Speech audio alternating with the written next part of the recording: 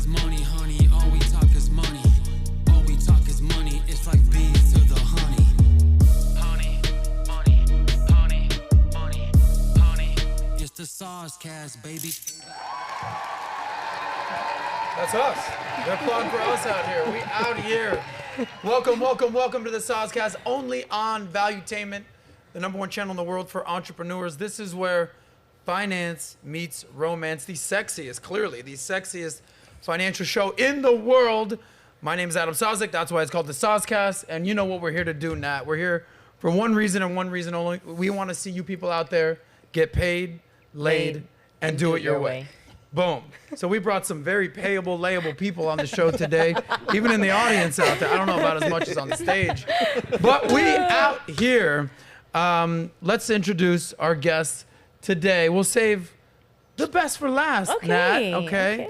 We all know about Nat, but we got Melanie King in the house. You've seen her all over YouTube.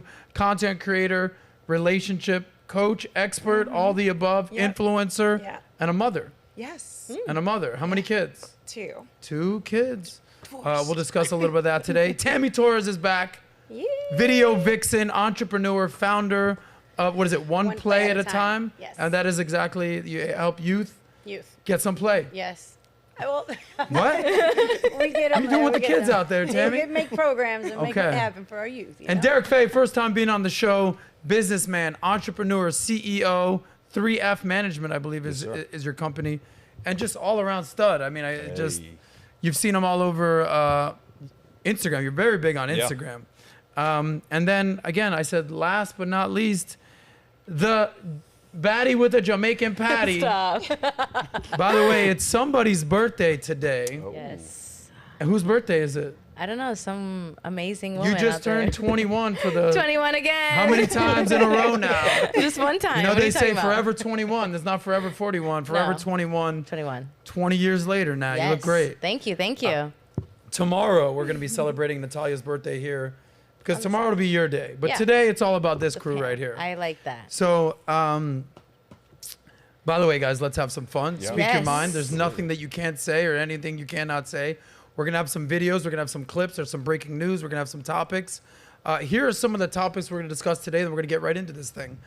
You may have heard that massive influencer, social media influencer, Steven Crowder's messy divorce, and we'll kind of get into the details of that. If you're not familiar with who he is, it doesn't matter. We'll fill you in, but you do know what a divorce is. You do know what money is. You do know how that works. So we're going to kind of break that down. Some of the most expensive divorces ever in the history of mankind. Shocker alert. It's always the dudes who pay.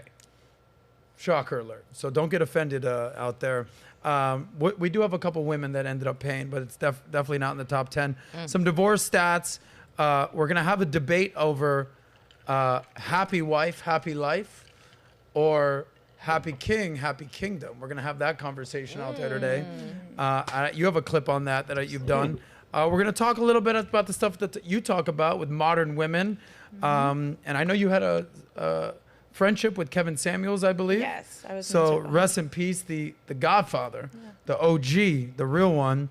And we'll talk a little bit of business and success and everything that I know you bring to the table. Sure. And we'll talk about some of the fun stuff that we can also get into with Tammy.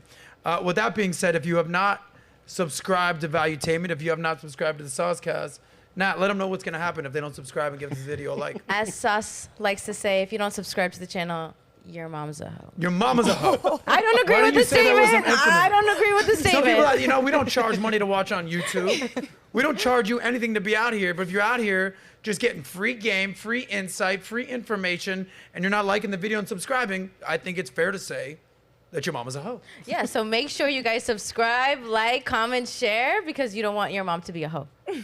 That's true. And my mom, love you, mom, but She subscribed. She subscribed. If my mom's not I will call my own mom a hoe on camera if she has not. So before we get started, let's just get to know our guests a little bit real quickly. I usually ask the guests 2 very basic questions so everyone understands this is where finance meets romance. So if you would, what's your relationship status and how you make your money? Let's start with the ladies. I'm divorced and single, and I make my money from YouTube. So that's the main thing. Very simple. Very, very simple. Okay. Clean cut. Miss Tammy. Well, I am single. I have been now, besides being with the foundation and stuff, I produced my first film. So that's a lot of things that have been going on. But I've been an influencer for some time. I've worked with a lot of brands.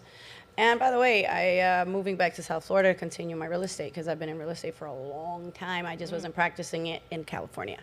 So you're moving from LA back to South We're coming Florida. back to South Florida, baby. Bring this up a Nice. little bit because I want Bring, people to hear yeah, you. right here. Derek, in the Yes. house. Go ahead, sir. I am not single. I'm in a 2.5-year relationship heading towards marriage. And I own a large venture capital firm, so we build companies from the ground up and we invest in a full range of companies of all shapes and sizes. Gotcha. So businessman on his way to a engagement. Is that what you did? We are, yes. Okay, you are engaged. On the way. On the way. All right, the so way. we're not breaking any news here. or Not anything yet. like No, we're that. not bringing any news. Okay, she's like, I'm waiting on this ring, homie. She is What's watching going on though, here? Yeah, I I was gonna promise. Give your future wife a shout out real quick. All right. Well, with that being said, thank you for the candidness of your life and your lifestyle. Let's get into some of the most breaking news that's been all over the internet. If you're not familiar with Steven Crowder, let's show an image of him. You've seen this picture, I'm sure, a million times on the internet. He is the change my mind guy. Scroll in on that a little bit, Angel, if you can. He goes to college campuses. He goes to public forums. He's out there basically saying, there's only two genders. Change my mind. Or Donald Trump is the best president ever. Change my mind. Or whatever the topic is, change my mind. And he has real, live, actual debates with real people. Whether you agree with him or disagree with him, you know, it's kind of like Teddy Roosevelt's thing, the man in the arena. Homie is in the freaking arena. He was on the PBD podcast. How long ago was that, Eric? 2, 3. I don't know, maybe a few weeks ago, not even less than a month ago. Yeah. And he had some breaking news. He came in, he had some major drama that was going on with Ben Shapiro and the Daily Wire guys. It was all over the internet. He came in and broke some new news on the PBD podcast that he was basically signing with Rumble and everything that he was doing with that. But I learned a little bit about Steven Crowder. And he's a funny guy, he's a comedian, super successful. But what I found out, or at least what he allowed us to know, is that he is super conservative, Christian, been married since he's like 21 years old. He married the first woman that he had sex with. Okay, so he was a virgin. And I'm thinking, and if you know anything about me, I'm like, that's the exact opposite lifestyle that I'm shooting for these days. Like, I've been around the block, back and forth, left and right. Definitely didn't marry the first girl I had sex with 1,000 years ago. So it's not exactly my thing, but I was fascinated by his story. But it turns out that, lo and behold, he's been going through a divorce since 2021. So for 2 years, he's been keeping this secret under wraps until literally yesterday, where he broke the news of exactly what's been happening in his life. And I believe we have a video of that, and we'll have this discussion on the other side. See if you can punch in and the volume. There you boy. Been living with a proverbial boot Jorge. on my neck for going on years now. Since 2021, I've been living through what has increasingly been a horrendous divorce. Now, let me say on the outset, to be clear, there is no infidelity, any kind of physical abuse at all on either side. And no, this was not my choice. My then wife decided that she didn't want to be married anymore. And in the state of Texas, that is completely permitted. It's been the most heartbreaking experience of my life, what I consider to be my deepest personal failure. And just so you know my opinions on parenting and families. I think you finish the statement with they have not changed. So basically, and just to correct myself, because sometimes you have to correct yourself, he's been married since 24, not 21, age 24. But they were both virgins at the time, super conservative Christian. He's quote unquote said, I've been living with a boot on my neck since 2021. Just think about that statement. Living with a boot on my neck since 2021. The divorce is the deepest personal failure of his life. And this dude is out there. By the way, net worth of $20 million, no prenup whatsoever. I believe we have a picture of him and his wife, just so everyone has some context out there. Pull that up. Here, Steven Crowder's files for divorce. Keep going, keep going. There she is, having a great time. That looks to be maybe her bachelorette party. I don't know. She's doing her thing. And then one more picture. So that's him and his wife, I assume years ago. So we're going to have a quick conversation about what age should you get married, prenup, conversations, money, exchange, what men should do.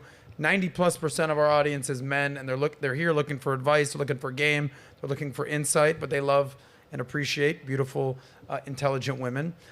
Shout out to the 10% out there that are females out there. So let me ask you guys a question. You said that you were divorced at one point? No, I'm divorced. You are divorced. I am okay. divorced, yeah. You're, not at one point. It happened. It's It done. happened. We're It's, divorced. I am still I divorced. quite candidly was engaged at one point, briefly had a situation, had a prenup. That saved me. Have you ever been married, divorced? Twice. Oh, you've been married, divorced twice. I have a little He gave bit of me the deuce. experience. I have a little He gave me- experience. He has a little. So we couldn't have gone to a better guy out here. And Tammy, I could have lied. Tammy, when she's done messing with these 25-year-olds out there, that she told us last show, she's looking to get married out here. So Melanie, when you hear something like this, what's the first thing that goes through your mind? I'm thinking he hid it because of a lot of shame. I know he's very religious. I grew up very religious. I'm not so religious anymore. But he grew up really religious, you know, the way he got married. And I think there's a lot of shame that he's having, or he hid it because of it's a moral failure, it feels like to him, not just, you know, emotionally or financially, but a moral failure. And there's just like, why couldn't I keep my family together? That was my first thing, because and did he hide it because he didn't think his audience would be sympathetic to it? Mm-hmm. So Because the issue that I have, not with him, dude, it's personal business. I'm not commenting on that. It's, you know, there's this debate out there of, like, Ben Shapiro commented on a video that I did with Fresh and Fit recently, and I was asking Myron from Fresh and Fit, like, at what point should a guy get married?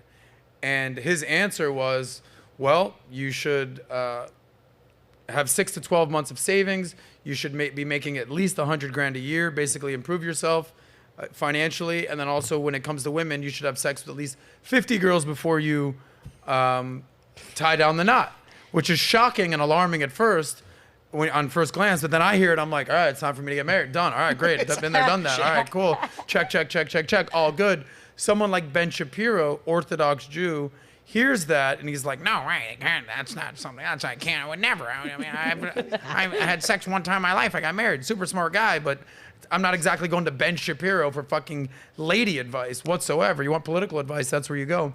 But I think Steven Crowder has a similar background where Christian, didn't have sex, lost his virginity, married the woman. I know that there's some stats out there that show that the happiest people, the marriages that last the longest, are virgins. I just don't think that's a reality of America today. Mm-mm. So you're saying shame. Why do you say the word shame? it's religious shame, because you're raised that this is the right way. Plus, if you teach this is the right way and then you fail at it, it's almost like a existential crisis. Like, your entire identity is tied up a lot of times into your religious beliefs. And so, you know, it impacts you even deeper. Like, versus if you're just like a person's not religious, it is a failure and it hurts you, but it is almost like you let down a community. Gotcha. So that's what I first thought of. I also thought a couple other things. But gotcha. So Derek, we just learned that you're A professional? Two-time. professional. You know, 3 strikes are out, bro. So this is your last chance. I'm not playing baseball. That's right. So you've been married twice already. Yes. You're about to get engaged a third time. What are the biggest lessons you've learned when you went through divorce? What age were you married, divorced? Give us some little insight. Yeah, before we do that, I love that she took the virtuous approach to that, but I think sometimes people hide behind religion. I think the fact he has a $20 million net worth has as much to do with his religion as to why he's dragging out this divorce. Gotcha. In my opinion. Yeah, for sure. For sure. Let's not pretend that that's not what it's about, especially absent a prenup. So I was really young the first time. Married about 5 years, from 24 to 29. Okay. Single, 29 to 32. And then I got divorced again in 2019. So I've been single, meaning not married, for about 4 years. Gotcha. Yeah. And first time There's a pattern there if you see the There's a what? There's a little pattern in the time. About 3 years single. Hey man, a guy like you is on the market. I mean, he's a high value man. They're trying to wife you up, bro. When you got married the first time, Yes. what lesson did you learn that time that you took into the second one? And then by the time you got divorced the second time, what are you taking into the third? Because a lot of people out there are either, we've done a polls on our audience, Sure. currently married or currently getting no play whatsoever. Sure. Like that's our audience right now. Shout out to you guys that are trying to figure out your marriage, and shout out to you guys basically trying to get laid. So there's like, it's a wide variety of who's watching, Right. but what lessons have you learned? So the first time I was young and dumb. And so I led with emotion. I was overwhelmed. I had just moved to Florida from Rhode Island. I met a South American woman, and I was just done. And so I didn't even really know that human being. I married an image of what I thought, and I Fell in love with your eyes. 100%. That booty showed up, you're like, all right, I gotta buy a ring. I come from Rhode Island. I saw South American. I was like, what is this? You can't, where'd you grow up? Rhode Island. Yeah, all right. So I'd They don't never have seen someone from Colombians South down there in America. Rhode I was like, Island. I'm Sammy, you're Cuban. You know what I'm talking about. Sammy Side. shows up in a room and like her booty shows up 15 minutes later. I get it. Correct. In Rhode Island, everyone wears hoods and hats. You can't see anything. I was done in Florida. Oh yeah, come to Florida. You're getting married young. So it didn't work out, and it shouldn't have. Second person, I put a little bit more time and energy into meeting the person. It was a much longer relationship, about 13 years. And I think that was just one of those situations where sometimes you have to face that you grow apart. And there's no value in holding on to a broken relationship, because the truth is, as hard as it feels to leave that situation, within a moment in time, meaning months, you're both happier than you've ever been. And so it's just about that attachment and just letting go. And nowadays, especially, a divorce is almost as acceptable or more acceptable than getting married. We question you if you're getting married more than we do if you get divorced. Well, for sure. You saw that there was news. What's the girl who's in, what's the show with the ghosts and the goblins and the thing? It's like the biggest show on Stranger Things. You saw the girl? Stranger Things. What's her name? Someone give me a name here real quick. Oh, God. 11? 11. That's her name on the show? Oh, Millie Brown. Millie Bobby Brown. Brown. Thank you. You're welcome. Natalia's bringing some value, knowing names. Millie Bobby Brown, she just got engaged. I think she's Yeah. like 22 years old. The guy Yes. that she's marrying is, and people are like shaming her for getting married or engaged at such a young age. And I think there's a stigma. Yeah, this girl right here. Yeah. There's a stigma of Wow. these days getting married at too young of an age. Yeah. You said that the first time you got married was what age? 24? 24. What if you're Too a young. dude? Too young. Yeah. Why do you say too young though? Because now I'm 44 and I know what I didn't know. Yeah. So what did you not know when you were 24? I don't think it has so much to do with money or how many women you've been with. I think it has to do with emotional maturity. At 24, I mean, especially men, listen, compliment, like women are so much more advanced than us, Yes. especially early on. At 44, I'm just starting to figure out like who I am and what is really meaningful to me. At 24, man, I just led with, I led with my head, but it wasn't this head, right? Yeah. And so I just went for what was really, I was a largemouth bass. It was shiny and I chased it. And so I don't think men at that age are in a position to make a decision that big. I fully agree. So at what age do you think a man should really look into getting married, and what age do you think a woman should do this? Open question for the panel. I think 35 for men, and I think much younger for women. Geriatric pregnancy is at 35. And the reality is men prefer youth. Not saying always or, but it's just the reality of having better chances. So I would say, I think young women should get married in their 20s. I would say I don't want to say 21, but I'm not going to go, like this, the range of the 20s. You think a woman should get married at age 21? You think that No, young? I'm saying in the range of in their 20s, I think they should. Okay, so when you see a beautiful feminine woman like Tammy out here who's 36. Uh-huh. I was about to give you 33. All right, Larry Bird. All right, so 36. So what's your advice for a woman like this? Well, I'm 41, and I'm divorced now. So, you still will attract men.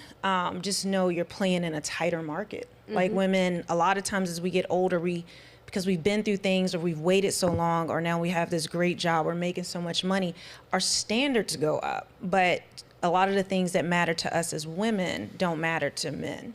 So men value youth, beauty. Of course, they want intelligence. They want you to have, you know, something going for yourself. But we tend to, we think as we gather more, as we get older, it's more men who are on a higher status, if that makes sense, will value that, oh, I drive a Porsche, I have my own home, I'm, you know, I run my own company.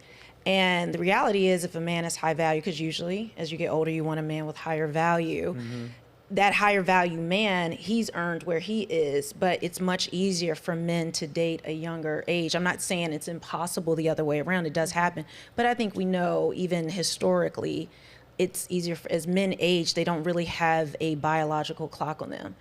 It depends on their resources how they'll still attract women. I think what you're referring to is basically the essence of hypergamy, is that the more success a woman has, the smaller her dating pool shrinks. Yeah, young and older. As more success a man has, the greater his dating pool shrinks. Exactly. So you're a beautiful girl, you're 36.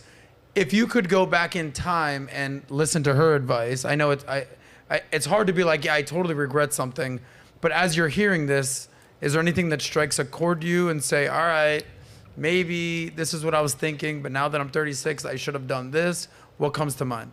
Well, because I feel like I lived in such a cosmopolitan, fast-paced lifestyle the past few years. I could have gotten married in my 20s, but I'll tell you what, I know I would have been a single mom right now with a kid and not keeping up to the standards of what my family has been to, which I've always been very stuck on. My family's still married. They've all been married to their first husbands, and they're still there. And I'm like, wow, I grew up in a household with mom and dad are still married. They're 38 years in strong. My grandparents are 54 years in. To the dying day, they were together.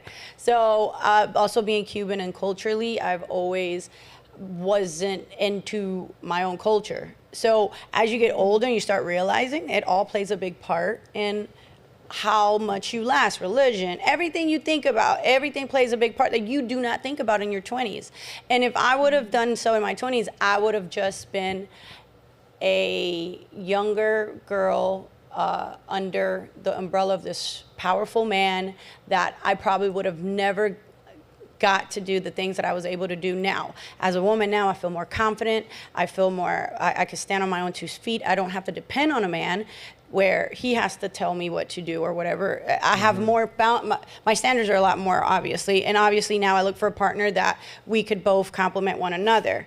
Like nowadays it's really, if I wanted to, I could really settle down. Like, but I feel like I know it's gonna come at the right time. And when you know, you know. At this point, there's no denying that once I find the right person, I'm gonna know within the first year I'll probably already be pregnant or married. Who knows? Like, I just feel like it's gonna just happen because once you, at this point, I just feel so confident that I know what I want, I know what's right for me, and I know what's gonna work. I think you bring up a really good point that you basically said if you got married at a young age, you would have had some successful guy, you would have been under his thumb, you wouldn't have had your own volition, you wouldn't have been able to make your own choices, you would have sort of been a second-class citizen, for lack of a better term, under his thumb, under his watch. The flip side of it is a double-edged sword. Is now you're 36, you've had a career, you have money, but the challenge with that is it's now, you know, Melanie talked about a geriatric pregnancy start at age 35. You're 36. You have money, but most men, especially men of status, really don't give a shit about your money. It's not like you're paying your dude's rent, right? I mean, most women want the man who's on their level or above. And most men who reach that type of success in life are like, listen, I'll take the hot chick who's living in a trash can. Let's get her ass out of the trash can, throw her ass in the shower. Let's clean her up a little bit. Like, we all know about that. Like, get your ass out of the trash can, girl. Like, come live in the house. Put a sweater on. You're good. So, like, for a man, the more success he has, the more options, the wider the dating pool. So, listen, I'm very clear to men. Like, take your fucking time. Oh my God, make yes. your money. Yes. You know, we've heard it from Derek. Like, he was just young, dumb, full of, in his 20s. He married the wrong girl, whatever. And now look at him. He's 44, as established and successful he's ever been in his life. And now 3rd time's a charm almost. I guess my point to you is, like, where's the middle ground for women? You might be able to weigh in on this. It's like, it's almost like the 3 bears analogy. It's like, if you get married too young, next thing you know, you're going to be Steven Crowder's wife. Next thing you know, you're 35 years old. You realize, holy shit, I got married when I was fucking 21 years old. I don't know shit. Or if you wait too long, it's like the porridge got a little too hot. No dude wants you. So where's the happy medium for women? That's my question. I think the guys that the one situation that was the younger 25, 20, something year old was just one incident that it was just one time. Not to take that, it happens all the time. It was one time because I normally date older. But I've learned that with me, I do get a lot of younger, but they're very younger, probably in their 30s, similar age, but very successful. So far, every guy is just that what schedule or who's the person that I want to put the most time into to say, all right, you know what? This works for me. I could see my lifestyle. I could see our agendas working with one another. I could see me having kids with this person, and that's a big, big part. What kind of father would you make? Is it going to, hope and hoping that I could find, the right person and say, all right, this is who I'm going to pick. Because once I'm in, my relationships are really long. So I know this is going to be my last single phase. This better be your last one, girl. Let's go. What's happening right now? That's it. It's after this. I want to get. I'm off the market. It's over. I want to get our 21-year-old's answer here. How old were you when you got married, Melanie? I was 29. You were 29. Okay. 36. You were 24. Listen, my mom Yes. was 17 and 19 when all my family married young. So she got started late. No, and I know this, and I say this, I did not want to follow that Yeah. because they were trying to marry me off when I was in my early 20s, 21, 22. But I was like, I'm not ready. I know there's a whole Okay. world out there that I wanted to go see and explore, and just that was not what I wanted to do. Here's what we're going to do. It's her birthday, okay? She's a hot commodity right now. She's in her 20s, let's say. Okay, I still don't know how actually old she is, but she keeps turning I forgot 21, too. and it's been several years. I want each of you guys, if you would, to sell her on the lifestyle that she should strive for, okay? So, divorced, beautiful woman, 2 kids, successful, single, looking for a man. No. Oh, you better be looking, girl. I'm not, it's Stop it. Open to. It's Okay, open to a man. people. Angel, come, let's bring the gentleman in real quick. Same thing. Derek, super successful guy, married a few times, twice divorced. Sell Natalia on what you think you haven't even heard her speak yet, so she'll respond. Wait, she's 21. I'm She's- responding. well, No, I'm responding to 21-year-old. She's Natalia. not 21. No, She's- but I gotta have Let- the 25. age- Let's just say 25. Yeah, I need an age because it Let's say depends on the 25. age. So Go whatever I ahead. say. Sell Natalia on her ideal lifestyle. Okay, and what I think she should do? Yes. Like you're hearing Tammy, and Tammy's a great sport. Tammy. But you might not agree that she should wait till 36. Okay. You might, so like, don't get offended here. So, trigger warning for the people out there. We're gonna get real here. Go ahead. My recommendation at 25 for a young woman is to make it a priority. Think about where you want to be at 40, where you want to be at 45. What kind of life do you want? Do you see kids? Do you want to be a stay-at-home mom? I find that a lot of young women will go to school, want all this education, want all this career. All at the end, if you ask them, do you want to work while you're pregnant? No. Do you want to stay home with your children? Yes. How many children do you want? How many children do you want?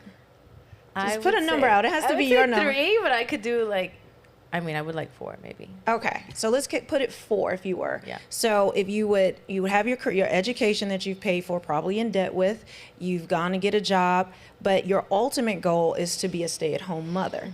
And so if you're having 4 kids, most people, you're going to stay at home, then you're going to be stair-stepping them. And probably till what? How long would you want to be home with your children? What age would you want them to be? I haven't thought about that. I would say, until they're in middle school, maybe young middle school, 6th grade. Okay, so if you have 4 children and you stair-step them, you have 1 every 2 years. So that means you're going to be pregnant and breastfeeding for a total of 8 years or more, depending on the rapid pace of having children. So that's now a decade of just having infants and toddlers. So by the time your last child goes to middle school, you're out the game for, I mean, essentially 20 years maybe. And so why do I feel like a lot of young women will say, you know, like I said, put so much into a job and all these things, but it's not what they truly want. And I feel like women don't focus on that. It's like an ideal, but not the focus. But that's a priority. That's the vast majority of your life, of your adult life. So it needs to be the paramount thing in your life. Right. A lot of people say, well, I'm focused on my career and myself. We can walk and chew gum at the same time. So, you know, one doesn't cancel out the other. And I think a lot of women want that. They just don't know how. Hard to do both, though. Yeah. And be great at both. I don't think so, because throughout You think you history- can be a great businesswoman and a great mother at the same time? No. I mean dating. I'm sorry. Oh, I think okay. I got this confused, meaning finding a husband. Okay, gotcha. Finding a husband. And so you can have your career, you can do those things, but you can be focused as well as looking for a husband, or putting yourself in a space for him to find you. So that's the advice for her. Some women don't want Got it. that, but Yeah. that's what I would say. Nat, that is option number one. Option number one. Let's go to door number two. Let's go to door like number two this right game. here. Yeah. Tammy, successful, beautiful, elegant. Sell her the dream on door number two. Girl, you better live your life. There's a whole world out there, and there's a lot of fish in the sea. You just got to go and explore and find your comfort zone, which she said I do agree with. It takes a lot of years. Just my nipples hurt from hearing all the frustrating how many years. Go ahead. You can massage them on the show. It's fine. That's fine. You're not going to get canceled for rubbing your own They nipples. get to I- blur If it. I rub your nipples, we got an issue. If Derek does it, we got a problem. I'm like, two If issues Melanie if wants I to do it. reach over, we got a fun thing going on. But go ahead. Reach on over. I say this because I've watched my friends who are younger than me and at very young ages with kids, and it's like, they wish they could have did this. They wish they could have did, you know, certain things. And it's like, man, it's out of my system. I would not look back. I've lived an amazing life. I do not regret anything. Everything was a lesson, whether it worked out or not.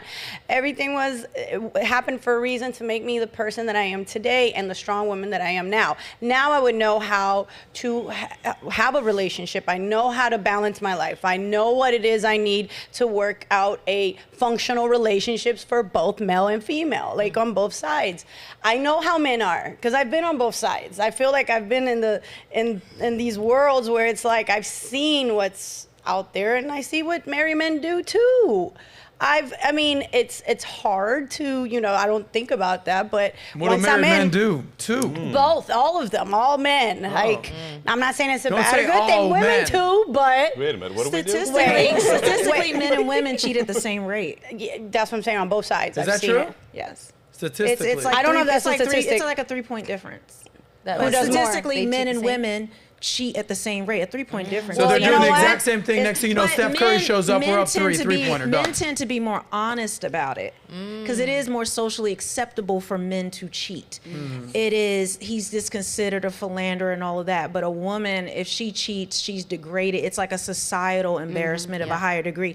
So there are and plus women, ladies, you know, we can sneak and lie better as women. I was gonna say it. So Yep. men, we can kind of look at his face and he forgot to close the phone. But us, we have a safe. We're throwing it in a lake. Like you're Oh, not yeah. gonna find our phone. Yeah. So the Women are definitely better at cheating. yes, but statistically, But you're saying that they cheat at in the an equal same- amount, an in equal the rate. equal amount, but the narrative in mainstream and media, because women are more vocal about their relationship woes. Men usually just internalize it, and there's never really been spaces for men unless they'll look weak or cry baby or take it on the chin. Men are told to hide their emotions and what they're going through. So all the relationship spaces, the talk shows, and media has been dominated in the relationship part by women. So that's why the narratives and those voices are out there. But the statistics and the studies, and I talk to thousands of men a day. Well, not one-on-one, but thousands of men. And men are just as hurt. They just haven't had a place to talk about it. We got a little off track, but I appreciate Sorry. that. No, it was Sorry. great. It was great. Sorry. Finish selling her the dream, being out there, and then we'll hear from our gentleman, our suave gentleman, I feel his like advice. no, it just makes you more prepared for what you're gonna get into, and more as more of a confident woman. How You long won't- should she stay single for? I mean, How many more years? Everybody's. I mean, I feel like we're in my world. Everybody else is single up to later times. I feel like 30s and 40s when you're in LA, like 20s or your 30s, or it's like 10 years But by ahead. 40, don't you think a woman is kind of Well, okay, really I do reached agree her with that. prime? Like, I she's didn't hit the wall for sure? By this time, I didn't expect to be, but time kind of just goes by, but you're not really seeing Father it. Time, undefeated? You know? All right, so But- that's door number 2. You're going to have Okay. some fun. Okay. You're going to get it in. You're going to have some experience. You're still going to look good. Okay. But there's some risk associated. Right. Let's hear from the gentleman on the panel. He's been with some ladies in the past. He's with a, I have 2 daughters, so at least 2. okay. Okay. You're a girl dad. I am a girl Respect. dad, Girl dad. yes. Sell Natalia the dream on her ideal lifestyle. Go ahead. So some real stuff, Yes. okay? You want kids? You want 4?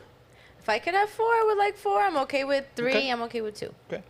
She just cut her kids in half, just like that. All right, I'm cool. okay. I don't know. Maybe one. I don't know what pregnancy feels like either. So You know, continue, I don't know sir. how to take coming that. right at you. Yeah. I think you should pursue an older man that has some level of success, or at least on the trajectory of success. Now, I said pursue based on that. Doesn't mean stay only because of that. If you want 4 kids at 25, in my opinion, meeting a man who's on the same struggle as you is going to create an environment of absolute misery. You're both going to be struggling and fighting over picking up the kids and who stays up late and who changes the diaper. It is, if you can avoid that situation, avoid it. And there is no reason for pursuing a man because of his money. It's only wrong to stay because of it. There's no difference that I pursue you because you're beautiful. Now, I'm a dick if I stay with you because of that, but there's no difference, in my opinion. Yeah. I actually think that was an amazing answer. Like, for instance, they say that men are success objects, women are beauty objects. Right. We've seen the pie chart of what women are looking for in a man. It's money, it's resources, it's age, it's looks, it's game, it's personality, and it's sort of equitably distributed versus what a man is looking for. It's 80% looks, and then there's age, there's personality, and there's all that kind of good stuff. But I like what you said about it's okay to pursue a man because he has money, but it's not okay to stay with him simply because of it. Sure. Just like a man, it's perfectly acceptable to pursue a woman because she's beautiful. gorgeous. Everyone does that. That's right. But if that's the only reason you're with her, you're gonna have a lifetime of misery.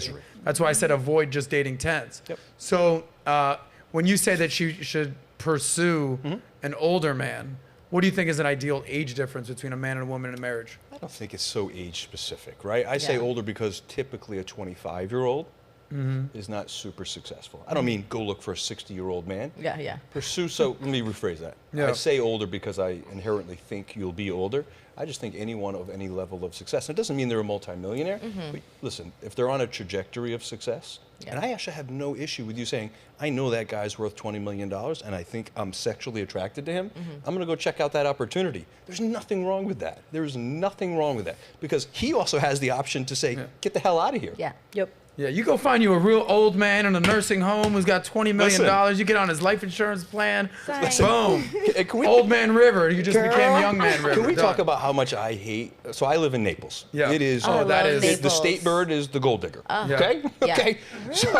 So many people like, oh my God, I feel bad for that old man. There's a guy at this local place, like 70 years old. He looks like a combination of Gollum and Jabba the Hutt had a baby, gosh. right? He's the ugliest human being I've ever seen, and he's Yeah. got a couple bucks. Every 30-year-old girl in that place goes up to him, and I hear these people say, oh, I feel so bad for him. Are you out of your mind? Right. That guy is living his goddamn Best dream. life. Don't feel bad for that man. Yes. Yeah. It's just the whole look at gold diggers. It's just ass backwards. Don't feel bad for him whatsoever, but it's his bad. It's kind of like they say, like, fool me once, shame on you. Fool me twice, shame on me. Yeah.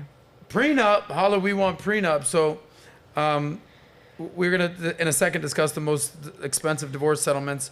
But let's get Natalia's response real quick before we move on. Shout out to everybody that's in the chat that's basically Yes. let us know what lifestyle you think Natalia Yeah. is going to choose. Do you agree with Derek? Do you agree with Tammy? Miss King over here. Natalia, Yes. go ahead. Tell us your biggest takeaway from each response, and then pick your ideal lifestyle, young lady. So I actually think the way that this whole advice was is kind of like a timeline.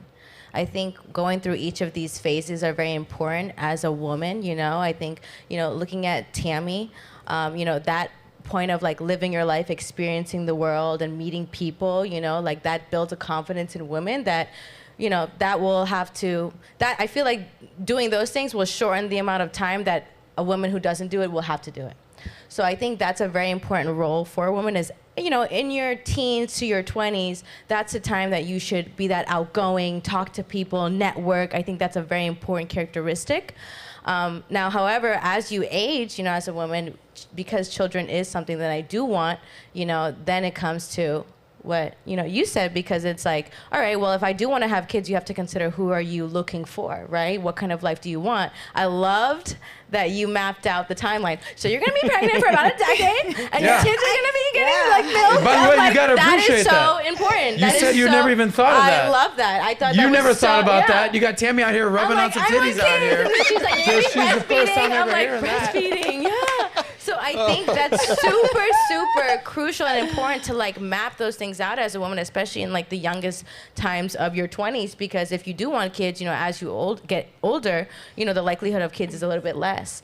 And then of course I love what you said, Derek, because it kind of reminded me of like how my dad talks to me, you know, like it's okay, and you know, but I think that point of when you're looking for a significant other, considering those factors, right? I want somebody a little bit older, a little bit more mature, somebody who's on track to success. Maybe they're not a billionaire. I've never been one to chase people with money. I grew up in a very, you know, very fortunate home, and I was around money, you know, so fancy things don't impress me per se, you know. It's more of like a standard. It's like, how do I want to raise my kids? I want my kids to have the nice things that I have. I want my kids to experience the nice things that I did, travel, all those things. So I think taking all of your advice and mapping that out in the timeline for a woman is very important to consider. So I don't want to say I like pick one or the other. I think it's just a matter of taking all of these experiences and implementing that in my life and, you know, in my future. And I do want kids, so I will be doing my math on, you know, how long being pregnant and being a housewife and doing those things, and considering who do I want to marry, right? Do I want somebody older? Do I want somebody like in their 60s? Definitely not. I'm more somebody who I find when I date someone, they're a little bit closer in my age. They are older, they're a little bit closer.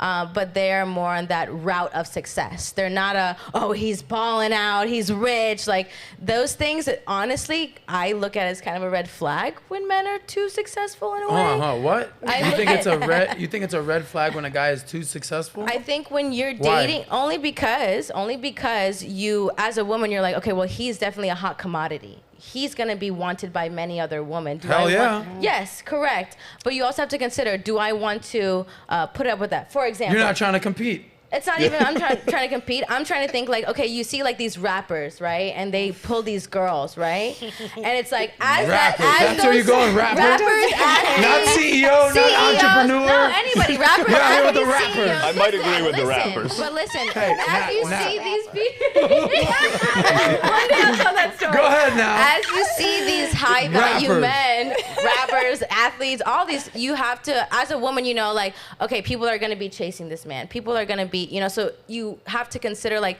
am I ready to enter that world? Am I ready to put up with this? Am I ready to, you know, be on almost the edge a little bit of like, these women are chasing my man. So as much as like these high value men are like, oh, I want that life, that money and that lifestyle, I'm also more open to somebody who's on the road to success. That's very clear. Like, okay, this guy is definitely like on top of his stuff, rather than somebody who's already made it. To me, somebody who's already made it, I'm like, okay, well, here's the thing. When you meet, no, but listen, we just saw the movie Air. I'm about to scorch you. Wait, listen. Just be prepared to get scorched. We just watched the movie Air. Yeah. That movie Air with Michael Jordan and his mom, and I thought that movie was so important. You got to see his mom's role in his life. His mom was the decision maker. She was the one that was able to guide this gentleman, her son, into a lifestyle and a forever world of success, right? And as much as it's like, oh, you know, women, there's only so much they can do and so on and so forth, if you get the right woman to be in your corner and support you correctly, you can get a man to take over the world like that. Okay. And But that support, the kind of the opposite of what you just said, though. which is what? Didn't you just, right? Isn't that kind of the opposite? So you said you didn't want a man of success because you were afraid that you would have to compete. But I was going to say the same thing you just said, which is a high value man. We're looking for someone to fill a really important void that money can't fill, which Correct. is a woman who supports us, makes us feel we've achieved and has respect. And once you do that as a woman, we'll never leave you. Correct. So, but my point is that if you were to marry a Michael Jordan, or you were to marry Michael Jordan when he was just coming up before the Jordans came out, versus marrying him when he's already peak success, right? There's a difference in the woman that would be able to get him there. For example, if he were to get married when he's super successful right now, the woman only has so much really like support and work that she really could really do at that point. I think if you get a man right when he's like about to take off, and then you're that woman to get him to take off and support him and do all those things, there's a lot of strength in that. I think even as a woman, that builds your character as like, how do I support this man, right? This is an example of what I want my son to have as a woman like that, right? Somebody who will be able to continue that push of success. So I think it's just a matter of like what type of role as a woman you're looking to play for the man that you choose. All right. Can I tell you though, Tammy? Yeah. everything you said. Natalia and Tammy. No, Natalia and Tammy. I'm sorry. I'm sorry. Yeah. My brain is fried. I can just tell you everything that you said, and I'm not. This is because I talk to men. I deal with high value men all the time. I was even hired by a manager at a basketball NBA team to help with. So I know these men, CEOs and things, and everything you said, they would not want that. And I'm only telling you this because I think we as women have been in a bubble and we really do not understand how men think, especially men who are successful. He doesn't need you to do anything in business. He doesn't need you to do any of that. Men who have been able to conquer like that, they are looking for other things. And I noticed with everything you said, it was about what you want. But us women, we rarely think about what would that man want.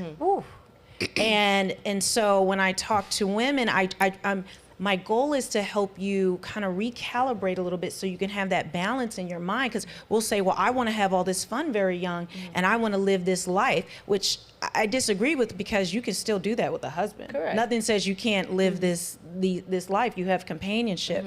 So, but by the time you get to a certain age, a lot of men who are very successful, a lot of us women, we think of like power couples. Men are not looking to be a power couple. They're not looking to marry a boss babe.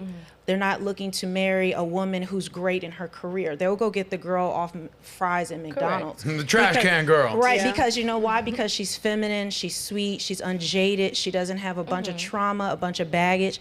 She may not even have as high standards. If he takes her to a certain beach and she hasn't like been there with my girlfriends and girl trips and I've done all this, he's given, like, novelty is still there.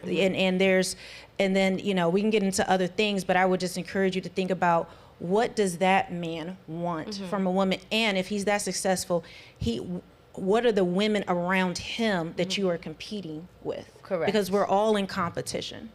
I think also, I just want to finish up with this. I think what I mean by that is like the level of support that is required for those men. So for example, the level of support that's required for a gentleman that's on his come up is different than maybe the level of support than a man who's in a successful $1 million business. I think there's different, as a woman, those are different roles you play. That's what I mean by like helping a man, is the level of support that man would need to go to the next level. And I would say it would depend on if that man actually wants you inserted into his business. A lot of men I'm not even saying in business. I'm just saying in life. I think it's the same thing. I think men across the board want the same thing. I think we differentiate. The average man wants the same type of woman that the high value man wants.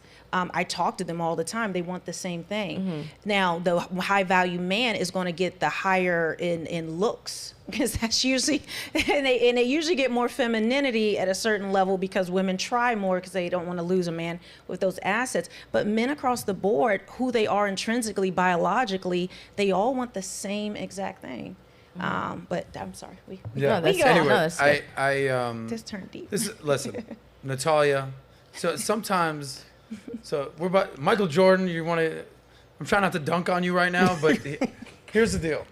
So you know they say that all women are kind of hardwired the same, but the software might be a little bit different. Whatever kind of like iOS upgrade they had, but here you have the lovely Natalia, who's been on the show a million times, basically saying, I don't really even want the super successful guy because there's going to be too much competition for that guy. I want a guy who's like kind of on the come up, and you know, I can kind of be with him on his success. And that's great. Do your thing.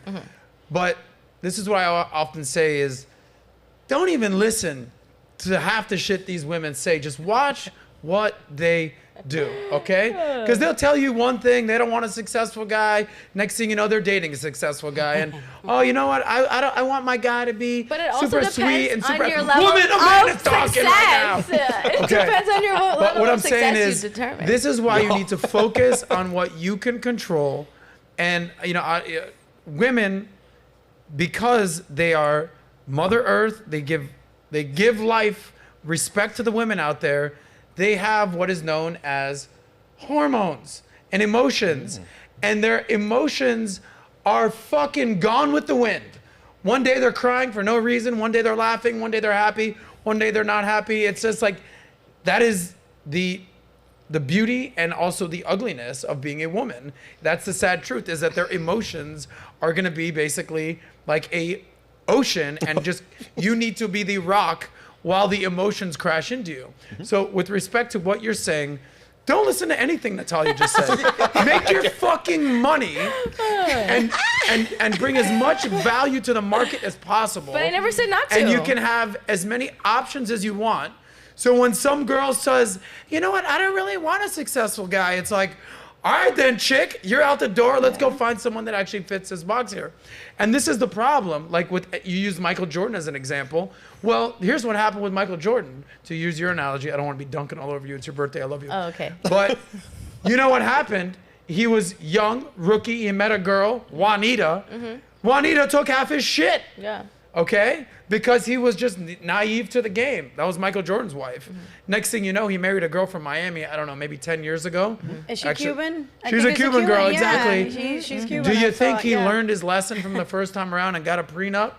Hell yeah, it's fucking Michael Jordan with a couple $1 million, a couple $1 billion. Billion, yeah. So he learned the hard way. So Steven Crowder as an example, to kind of circle back here. If he knew then what he knew now, do you think he would have had a prenup when he was 24 years old? Yes. 100%. Yeah. Of course. Because she was like, I'm here with you. I'm here to ride your success. I'm with you to the day we die. We got this, baby. Oh yeah, I'm not happy in our marriage anymore. And we all know that women leave men 70 to 80% of the time, and it's as much as 90% when they're college educated. So the more money they make, the smarter they are, the more likely your ass is to get left. And that's just some game out there for the gentlemen out there. Now, if you don't believe me, let's roll the tape and check the numbers here. Here are the most expensive divorce settlements of all time. Okay. Okay? Why are you looking at me? I'm Yeah. not divorced. Yeah, you're about to be. You're divorced. You're about to be. Yeah. All right. Anyway, here are the most expensive divorce settlements of all time. If we can pull that up. I believe it's an article that Angel's going to pull up. Here's the most expensive divorce settlements of all time. We're just going to go rapid fire here. Numero uno. Keep going down. Keep going down. Number one, Jeff Bezos. $38 billion. We all know that he divorced Mackenzie Scott Bezos. She's giving out her money these days like it's fucking going out of style. Like she's selling hotcakes. I believe she is the richest woman in the world. Not because she brought any value, not because she created a company, not because she had an amazing innovation. No, Jeff Bezos thought she was hot 20 years ago, wifed her ass up, even though she's got a lazy eye. So does he. It's all good. It's fine. You're my boo. Boom. Congratulations. $20 fucking billion. No, I'm wrong. $38 billion. They couldn't see what the future held. Yeah, I just saw what the future holds. Get a prenup, Jeff Bezos. Keep moving. That was number one, $38 billion. You've seen, and by the way, shout out to her. She's giving her money left and right to charity, so that's great for her. Number two was a guy called Alex Wildstein. Shout out to my Jews out there. $3.8 billion is what he had to give his wife. Number three was Rupert Murdoch. You might be familiar with this gentleman. He owns Fox, Wall Street Journal, a whole host of media conglomerates. He had to give his wife, let's see her, Scroll down. There she is. Look at the smile on that face. Say that money can't buy happiness. Look at the smile on that lady's face, because she just got $1.7 billion from Rupert over here. Then keep scrolling down. You got Bernie Ecclestone. He had to give his wife, who either he's a midget, she's a giant. Let's see that thing right there. Well, she got a fucking giant payday because he had to give her $1.2 billion. Moving right along, number 5, if you've ever been to Vegas, you're familiar with the Wynn, Steve Wynn out there. Steve Wynn had to give his wife, Elaine, speaking of smile, and he's not smiling anymore after that divorce, because he had to give his wife $1 billion. Keeping it moving, we got Harold Ham. He can barely afford a fucking ham sandwich these days because he had to give his wife $974 million. Jesus. All right, then keeping it moving, because if you think that we're all about America, here we are, but we're also going to show you that rules don't discriminate overseas. We got Adnan Khashoggi, I assume family members of Jamal Khashoggi, who was slaughtered by MBS, Saudi Arabia. We won't get too political right here. But he had to give his wife $874 million. She seems like one happy Middle Eastern lady at this point. Keep scrolling down right here. Arguably the greatest athlete, especially that golf's ever seen, Tiger. He was dipping his fucking putter in the wrong hole one too many times. $710 million. She was a fucking au pair babysitter who's now worth almost $1 billion because Tiger didn't get a fucking prenup. Holler, we want prenup. Tiger. Jesus. Keeping it moving, just rounding out the top 10. Dmitry Robolev. I can't pronounce his fucking name, but I can pronounce how much money he had to give his ex-wife. $604 million went to Elena over there. She looks like a cold Russian. Now she's a warm Russian because she's living in a very wealthy mansion out here. I might have just got canceled. It's fine. Rounding out the top 10, Craig McCaw. All right. He's losing his lid, clearly in that picture right there. $460 million. Let's see his head. Yeah, he's probably lost all his hair at this point. He's lost. That shit's done. She's smiling like crazy. And then last but not least, one of the greatest actors all time that has now since had his demise is Mel Gibson. He had to pay his ex, what's her name again? Nobody gives a shit. It's fine because it's Mel Gibson. $425 million. Listen, I love women. It sounds like I'm being obnoxious here. Gentlemen, if you're super successful, how much more do I need to say? You get a prenup. Women are now worth hundreds of millions of dollars, if not billions of dollars, because they didn't basically protect their assets. Jesus Christ, get a prenup. Now, you might be saying, hold on, Adam, you're being a little harsh right here. You must have some examples of when men are on the receiving end of a divorce settlement. Well, I looked long and hard. I came up with 3, okay? And none are in the hundreds of millions. None are in the billions. But here's this one. Madonna had to pay Guy Ritchie $75 million. Hey, he's just a material girl living in a material world. He got $75 million richer. She's right now, have you ever seen who she's banging these days? She only bangs 20-year-olds. She's like, I'm not even messing with anybody these days. I was a white woman. Now I'm an old Asian man based on my plastic surgery. Not a good look, but she can do whatever she wants these days. You got Roseanne Barr. She was married to Tom Arnold. That's right. People say that, big girls need loving too. Well, he gave her some of that loving, and he got $50 million in the divorce proceedings. And then Janet Jackson, she had to pay her ex, Renee Elizondo, producer, $15 million. Those are the top 3 divorce settlements where women had to pay men. If you add up the numbers, 75 million, 50 million, that's 125, plus no, that's 140 million. The top 3 divorce settlements that women had to pay men would not be in the top 1,000 of what men have had to pay women. It pays to be a hot chick and marry a rich guy. This is kind of what you were saying out there. You feel bad for the, would you call him Quasimodo, or would you say he looked like? I think I said a mix between Gollum and Jabba the Hutt. Yeah. But he knows what he's doing out there. He does. Jesus Christ. When you hear this, Tammy, and you meet a high-profile man, successful guy, billionaire, and he goes, Tammy, you're hot, you're gorgeous, you're sexy, all the above. We're going to do this thing. We're going to have a family together, but we're going to need you to sign this prenup right here. What would you say?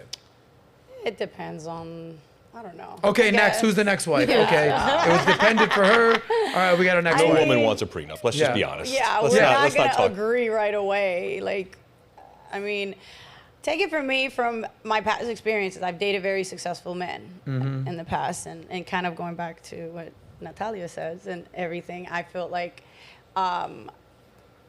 it's very interesting how the dynamic may work between people, and the trust factor plays a big part, and how much that man feels like, you know what, regardless if you're with me or not, I want to see you okay, type of thing, which I feel the same about my past relationships. Like, we don't have bad blood, but I want to see them do well with or without me. I don't have like that. But some men kind of feel devoted to certain women, where it's like, damn, she's been there with me through certain ups and downs. I owe it to her to, you know, some people, I've never been offered a prenup. I don't know. It's like, Well, let me read some divorce stats, and we'll have a I conversation feel- regarding this, because you yeah. said you've been divorced. You are divorced twice. Been there, done that for a hot minute. Natalia, depending on the path that you Not choose, you divorced. never know where you're going to end up. Here's some divorce stats for the ladies and gentlemen out there. And by the way, I don't want to be Mr. Negative, you know. So let me try to come up with an analogy real quick. I'm in the finance game. So is you. You said private equity, right? So I'm in hedge fund world, right? And I'm all about saving. I'm all about investing. I'm all about capital. I'm all about asset protection as well, though. So when I'm working on my foundation of finances, I'm budgeting, I'm saving, I'm getting out of debt, I'm investing in certain asset classes. But one of the biggest foundations is making sure that I have insurance in place. Okay? Because, oh shit, some shit will happen. And if you're going to be only thinking of the positives of saving money, investing money, making money, and you're leaving the back door open, so to speak, and you don't have life insurance or estate planning or health insurance or any type of insurance or any types of tax mitigating risk, it's like you're leaving yourself open to basically getting backdoored and have your money freaking taken. And that's basically the way I look at this, is like, yes, relationships, they can work out. They hopefully will work out. Save, invest, grow your relationship. But on the off chance that it doesn't work out, are you going to get left in the lurch and have half your money taken? Here's some divorce stats for you. So women file for divorce 70 to 80% of the time. You know, Melanie knows this. As much as 90% if they're college educated. Women get the kids 90% of the time. Here's the kicker when it comes to money. Women receive alimony, not 70, not 80, not 90, 98% of the time. We just went down that billionaires list of how much money they had to give away. So the courts are stacked against you, gentlemen. And as much as I want relationships to work out, we all know that they won't. They don't. Flip a coin if they will or they won't. And you know, you're familiar with the 7-year itch. This is reality out here. A couple more facts. Average child support payment, $720 a month. Alimony is around 40% of a guy's income. And then, as you know, the dudes end up getting depressed, fat, alcohol, drugs, suicidal. The list goes on. Anyway, I'm not here to damper on everyone's parade, but it's rough out there for a man. So it's no shocker that men are definitely more hesitant to get married these days. So let's open it up to the panel. Is marriage outdated? Should men only consider having kids with a woman and not even thinking about getting married? I know that you're getting engaged for the 3rd time, potentially. Let's just have this conversation of what men should do in preparation for marriage. Well, can I? Yes, go ahead. As a man. Yeah, well, yeah, last time I checked.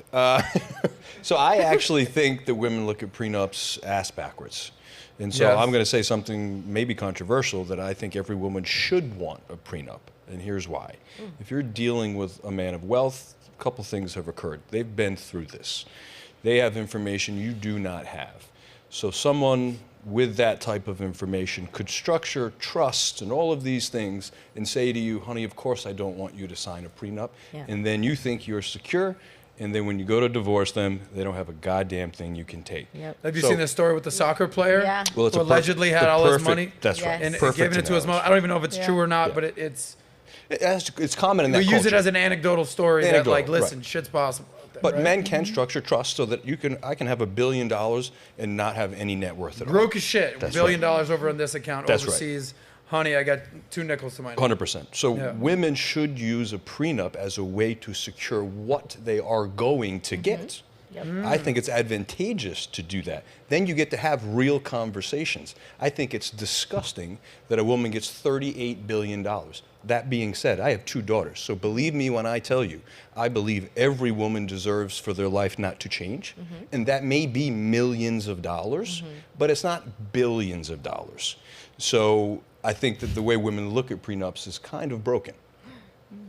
I'm not mad at prenups. I'm not opposed to prenups. I think you're able to, somebody said on the podcast that we had that prenups allow you to make the decision of your family and you don't allow the government to. Because when you go into the marriage and if you do want a divorce, because things aren't set up the way that you would have ideally wanted, then you have the government telling you how you're going to live your life with your family.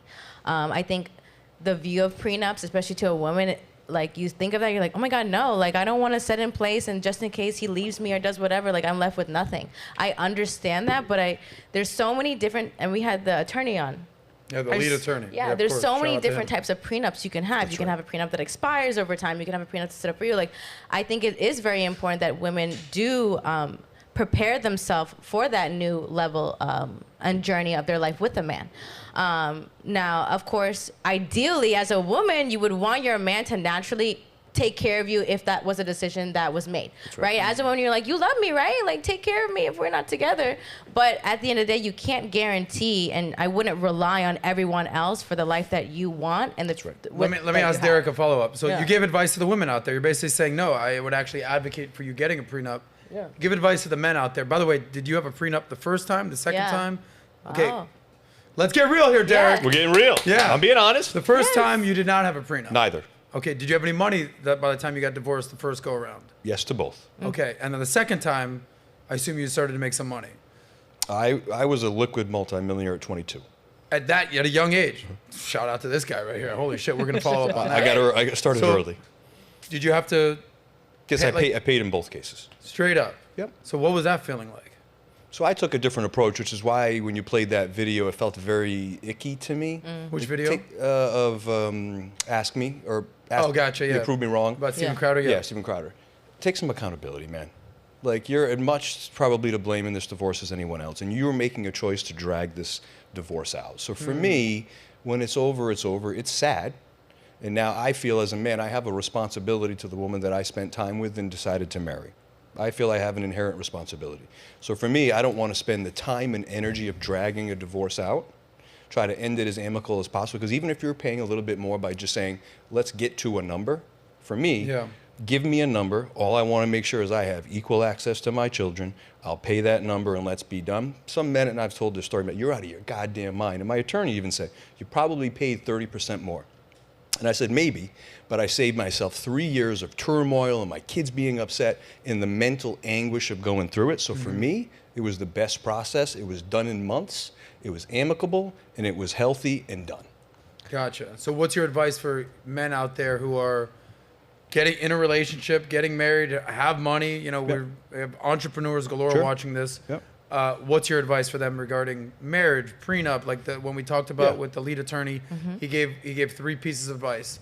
Meet with the lawyer up front just to understand your state laws. Sure. Number 2, get a prenup, especially if you're the breadwinner or the provider.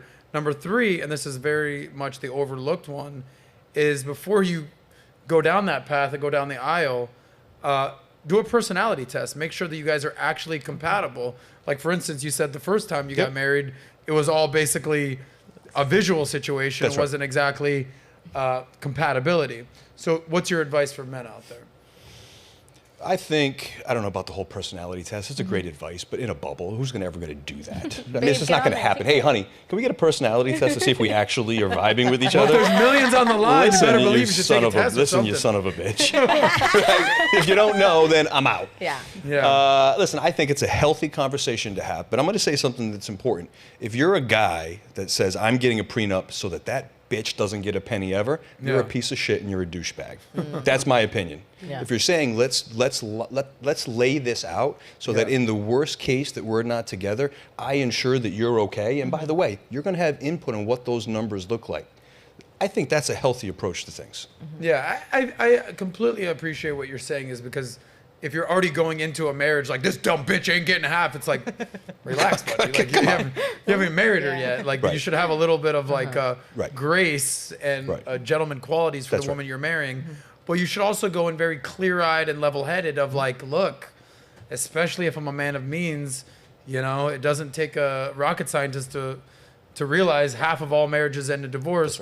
Let's map this out accordingly. It's kind of like what I said with my investment philosophy. It's like, that's great. I have investments and savings and budget and all that, but I also make sure that I have insurance and tax mitigation. That's right. Just in case anything happens. So I completely appreciate that.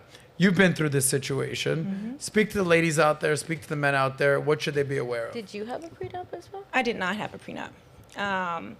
And so, but my divorce situation is almost the opposite of what has been normal for most people. So, but I would say, I understand if you are determined to have a government sanctioned marriage, one thing you talked about in particular is you don't want the government involved in your relationship, or a marriage license is the government. And I think we accept as standard, I don't believe in marriage licenses.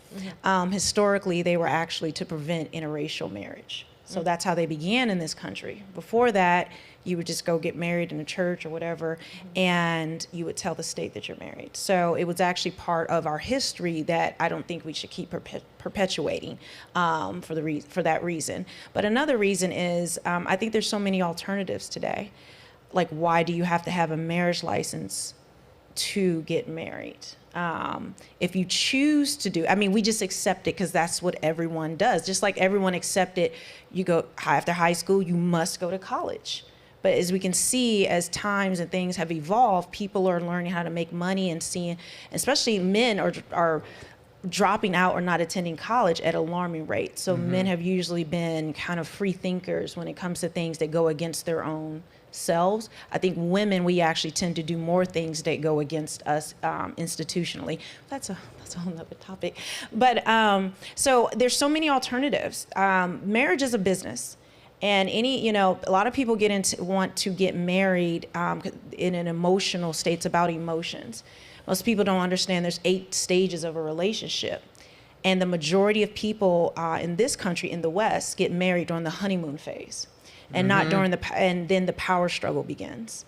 And it's usually after you've been married, and this is why they usually fall apart. But there's civil unions, there's domestic partnerships. You can also set up contracts. You can even have a ceremony if you want. You can do the whole shebang, but why does it have to be that way? Where is a domestic partnership, it costs $35 to file. You can also file your contracts to go with it. And then if you guys decide to dissolve it, it's $35 filing fee. Oh, there's no attorneys. There's no attorneys. There's domestic partnerships. So a lot of people don't know about there's alternative methods to have a marriage. And if we're all about smaller government, less government, why does the government need to be involved in your romantic relationship?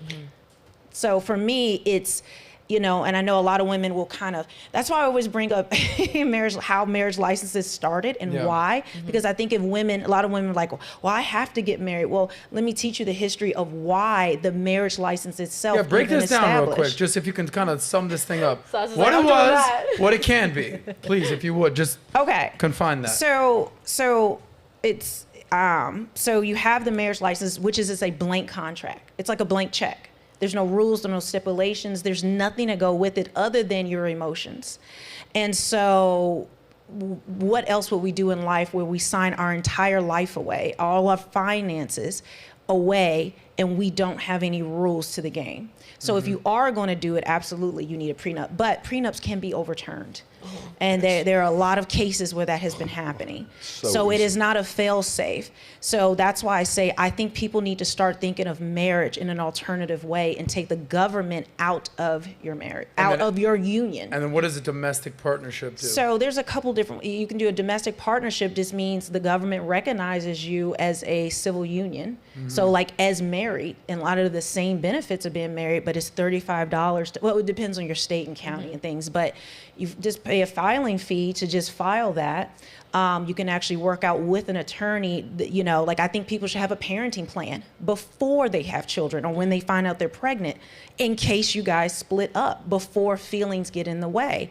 And like in having a contract for that, having a contract dealing with, you know, any assets that may come in. You can have all of that in their business contracts, their civil contracts, and they're not tied to, they can't be overturned. I mean, anyone can sue you, but it won't be, you know, overturned the way we've seen prenups being. So you know how they say that proper preparation prevents poor performance? You ever heard that? A lot of P's right there. Yeah. Well, damn. Follow Melanie's lead over here because I just learned something today. Every once in a while, you're familiar with this concept? I mean, about familiar, but domestic I mean, partnerships? what an amazing point, because it's almost like you're in this world, an operating agreement for a business. Yeah, of It course. tells you how you're going to deal with everything if it goes wrong. Yes. Why are we not doing that with marriages? I mean, that's a beautiful point, because it is a business transaction. It's a business contract is really what it is. Yeah. And you've been around a couple of these business contracts from time to time. Yeah, 2 of them failed. But would I you don't do wanna- it I don't- again, knowing all this information? Would you go through the similar? Because you Probably. Would you? So does I have a different association and a different relationship with money, and so I think I'm unique in that situation. But to answer the question more directly, obviously I would, yes. Put yourself in the regular guy's shoes out there, because you've made some money, you've had a lot of success in Yes. your life. Most people are not on your level. Right. But so if you didn't have as much money right now and you were just, you know, you had a couple bucks in the bank, nothing crazy, Yep.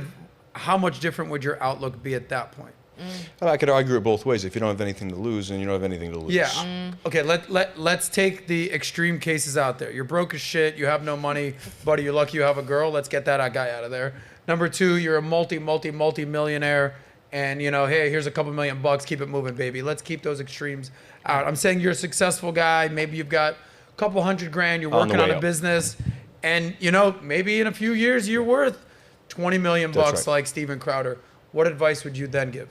I think the same advice. I do think a well thought out operating agreement or prenup or the other type of marriage is a really not interesting. It's something that really needs to happen. And if you do it in the correct way and you're coming from the right place, if your partner doesn't understand that, then maybe that's something that needs to be explored. Shout out to what I just learned, domestic partnerships. And All your, right. and your next Now, day, you're did going to that- be like, so did that listen, start with same-sex this marriages? domestic Yeah, partnership, exactly. babe. Yeah. Right. It started with same-sex marriages. Yeah, same-sex. They're the ones That's that what got started. that through. Oh, some light bulbs are going So, off here. You ever see but- the movie That's right. But Chuck anyone and can- Larry? Yes, that's Chuck and Larry. Yeah. So, but anyone can do it. So, Yeah. and there's other alternatives too. Okay. Quick break real quick, then we'll move on to the next topic. I know that we have some super chats. Thank you guys out there for your super chats. You know Natalia's hooked on phonics, has worked for her. Her reading skills are paying the bills. Nat, read these super chats. Let's see what the crowd is talking about, and then we'll move on. Alrighty, well, thank you all for the super chats. We appreciate you guys. Make sure you guys like and comment and subscribe and give us some more chats. But we'll start off with Mr. Beaten Cheeks in the house. Mr. Your future Beaten boo. Cheeks. He said, quick shout out as I'm currently busy. FYI, I finally showed my face on a podcast. Keep kicking ass, Adam and Nat. I'm nervous as hell, so don't judge. Then we have Lou Castley. Kevin Samuels used to say single women keep women single. R.I.P. Kevin Samuels. Then we have TRC in the house, 23. What's Tammy's IG? We'll have that linked in the description, so you can follow Tammy her in there. Torres, right? That could be the guy. Tammy That could be the one. Watch out, 1-year plan, right? Right. Married kid. And then we have Beaten Cheeks again. He said, I cannot propose to that until I go out for coffee with her Valuetainment money and then keep seeing her for 33 years. Angel, you good? Now I You must got a little go, excited don't right worry. now? What's going on? Me. He said, I'm not a millionaire, but we're good. Then we have DL Saint in the house. Really want to know your podcast. Shout out to Adam and Nat, Mel King in the building. It's good to see 2 of my favorite brands working together. Keep leading from the front, guys. Peace. We appreciate you. And then we have TRC again. Yes, Adam Sosnick, protect Nat. And then let me just make sure we don't have any last minute new ones. Okay, that's it for super chats at the moment. Thank you guys for all of those chats. I'm super excited for our next couple topics. And don't worry, I'll keep Adam around to protect me. Thank you. Thank you for allowing me to hang out with you, Nat. Really appreciate that. Of course. All right, we got about a half hour left or so, and there's a couple more topics that I want to hit. Yes. I'm sure everyone's ready for a bathroom break a little bit. Hold it in there, Tammy. Oh, yeah. Okay. What I want to do is kind of some high-level topics and get your thoughts on these phrases that kind of get thrown out there. But if we could, just to kind of intro this, I believe we have a video of Derek weighing in on a topic. All good things, don't worry. Here's Derek on the concept of happy life, happy wife, happy king, happy kingdom.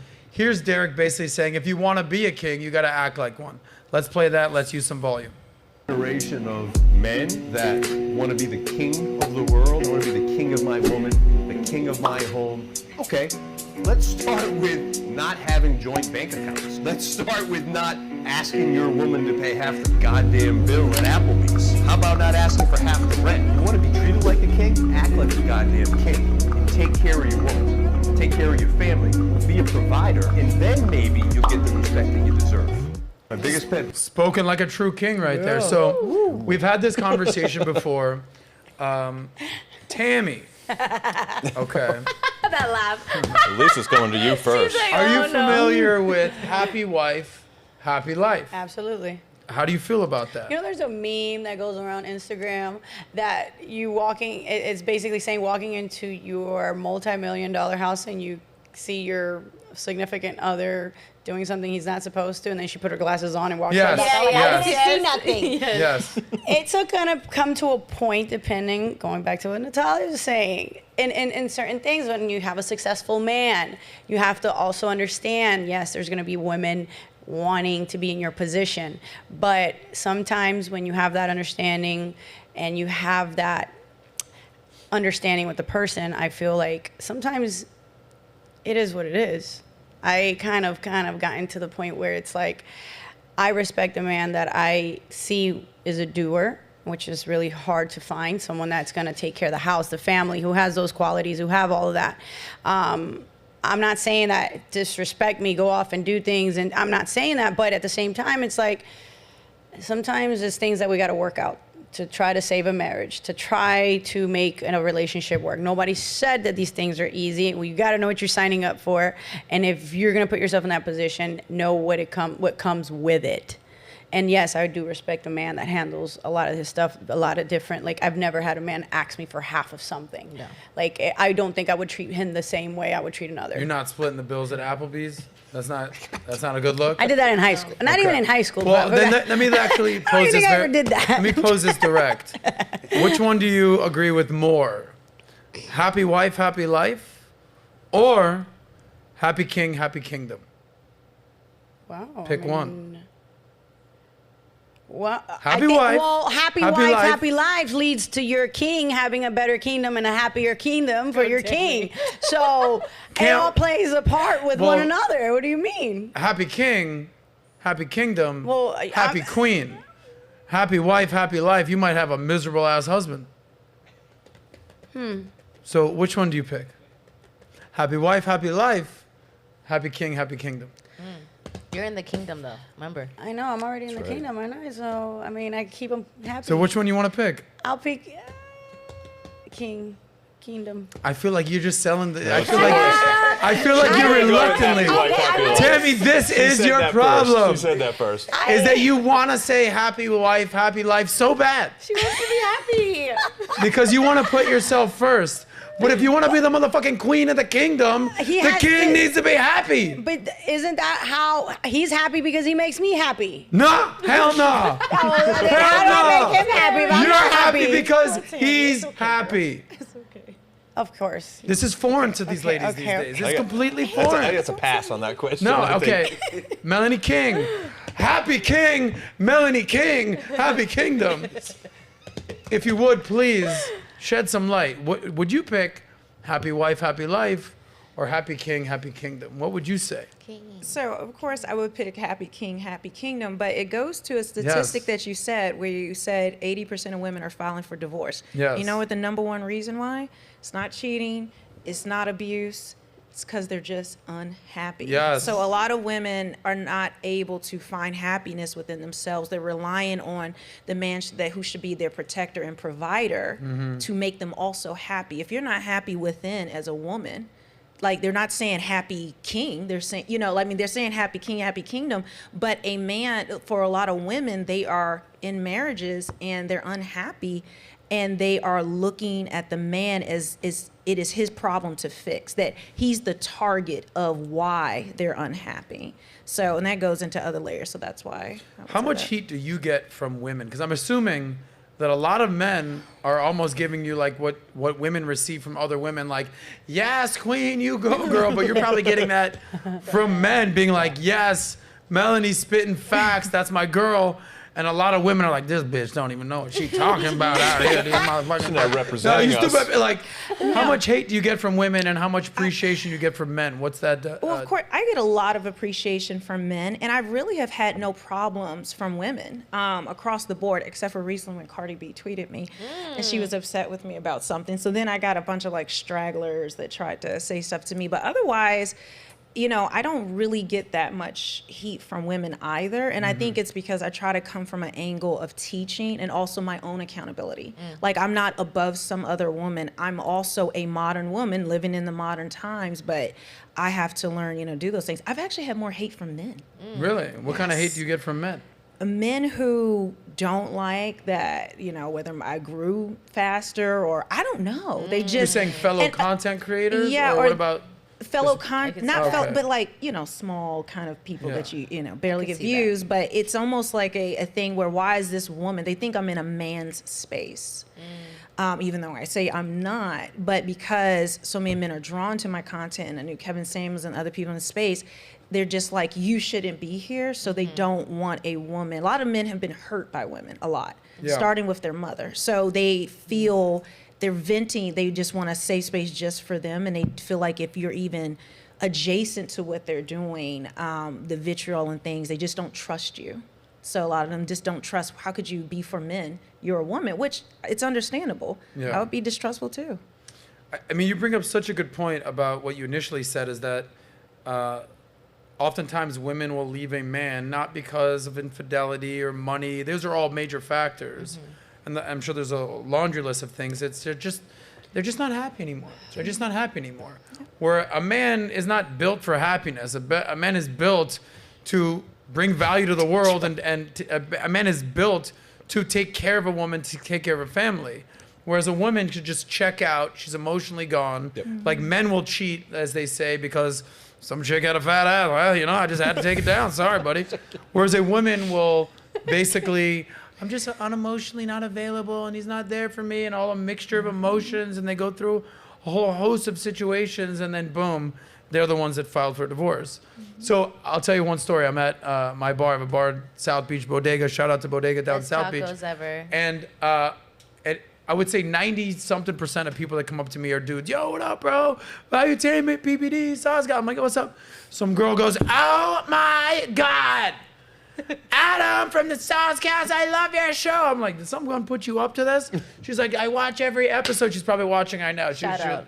And she goes, this is my husband. I go, what's up, man? How you doing? She goes, happy king, happy kingdom. Look at the smile on this motherfucker's face. And he's like, see? She's like, I do whatever he wants. I make sure he's happy. And I'm like, look at this guy right here. And he's like, oh, I ain't going nowhere, homie.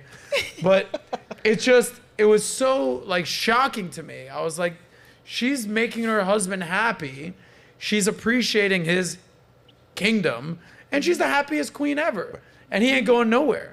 Whereas if it's happy wife, happy life, and the husband's somewhat miserable because all he's doing is trying to make his woman happy, next thing you know, she's unhappy because she's a woman, and that's just how shit goes. And now she just checks out, and now he's unhappy. And he's been unhappy. It's just, you've been there, done that. Anyway, so we'll come full circle. We started this with your video. Happy king, happy kingdom, happy wife, happy life. What are your thoughts? Well, I think we know the answer. Yeah. Happy king, happy queen. Happy king, happy kingdom, right? Yeah. And that doesn't mean that only the woman is serving the man. It just means as men, if we need to feel a certain way, and when we do, then we pour into our woman. It's just a fact. Happy wife, happy life. We build up resentment and then we shut down because that's what we do. And that's why those stats are skewed. Sure, 70 or 80% of women filing. It doesn't mean that all of those men haven't just waited for 4 years, like, thank God she filed. Yes. Like, we just sit there and wait. Right. Because he's been catering to her needs That's for right. so long, and he's Yeah. just like, all right, well, I'm not even getting laid anymore, and I'm paying all the bills. This Yeah. sucks. He emotionally checks out. She emotionally checks out, and he's just waiting Then for it's her a to clock. file. That's it. Then it's just a ticking time bomb. You know what I'm talking about? Yes. All right. Make some good decisions in your life, woman. Got it. I got this great panel helping me out. Yeah, they're doing great. I appreciate that. So there's another phrase called chase success, not woman, right? Or women. When you hear something like that, you've chased both. Absolutely. How do you process that? Well, listen, I'm going to come from a place of mistakes, right? I mean, I don't think, I don't chase success or women any longer, but I've chased both. And I think chasing either of them is a fundamental mistake that I wish I could have told myself in my early 20s, although I wouldn't have listened, I'm sure.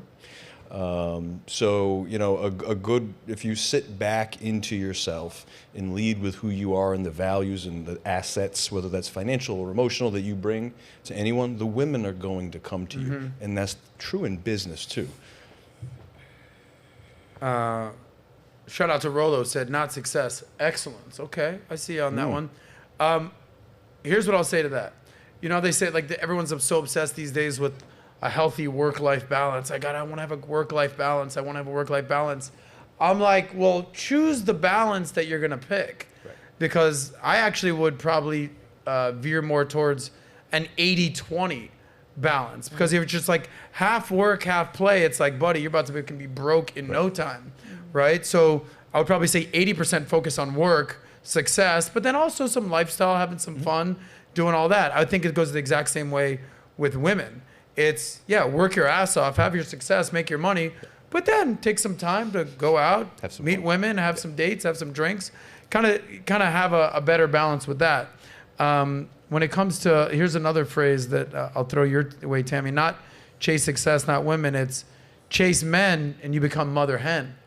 Oh. Ever heard that? No. No, I just made that up. That just literally, What the hell is it? Good luck I don't with know. I just good came luck up with that.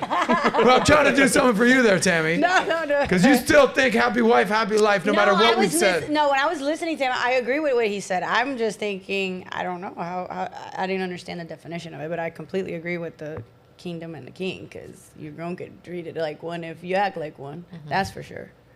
All right. So And I very much attract them. I've been with very successful kings in my past. Okay. In my past, and I will say shout out to all of them. They've created. Shout out to all the kings that Tammy had in her life. because I have attracted Kingdom, in fact. Shout out to all them Amazing. kingdoms that basically crumbled. All these motherfucking kings out there in their tombstones now. Well, they're not dead, thankfully. All right. They're not dead. The relationship is, Tammy. Yes, You could have been a queen, girl. Yes, but see, this is the thing. I've given my time to Yeah. to relationships that didn't work out, and you know, all they created was a better woman in myself. Thank you. Okay. Well, anyway, let's shift gears here. We got about 20 minutes left. Thank you for being such a good sport. Real talk. Absolutely. Okay.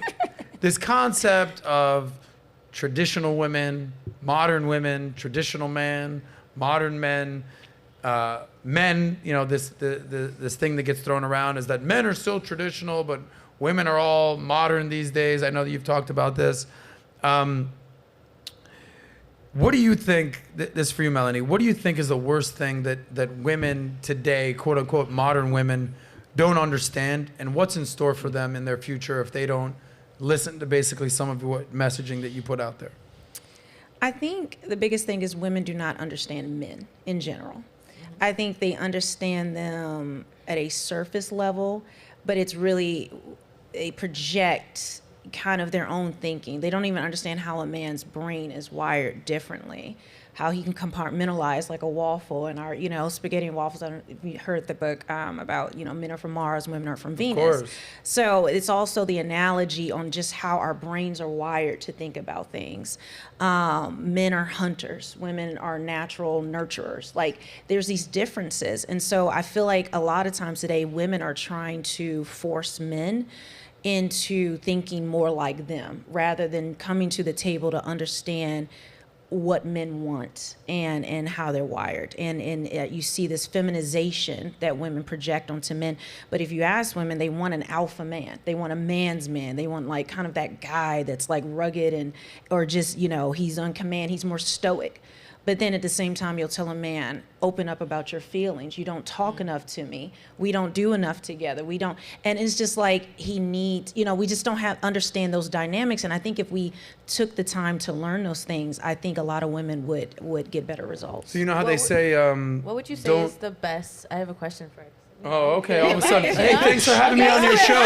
Thanks for having me on your show. I was just about to say, don't listen to what women have to say, but go ahead. Go ahead, Natalia. Go ahead, Natalia. Go ahead. Dunk on your ass like Michael Jordan. Go ahead. What would you say? Just because it's your birthday, I'm going to let you talk right now. Go ahead. Thank you so much. Whatever. What would you say is the best way for women to, learn a man's dynamic? Because not all men, I'm sure, are the same in the basic, but Absolutely. What would you say is the best source to rely on? Because here's the thing also, there's so many content creators and opinions and this and that and stats and all this.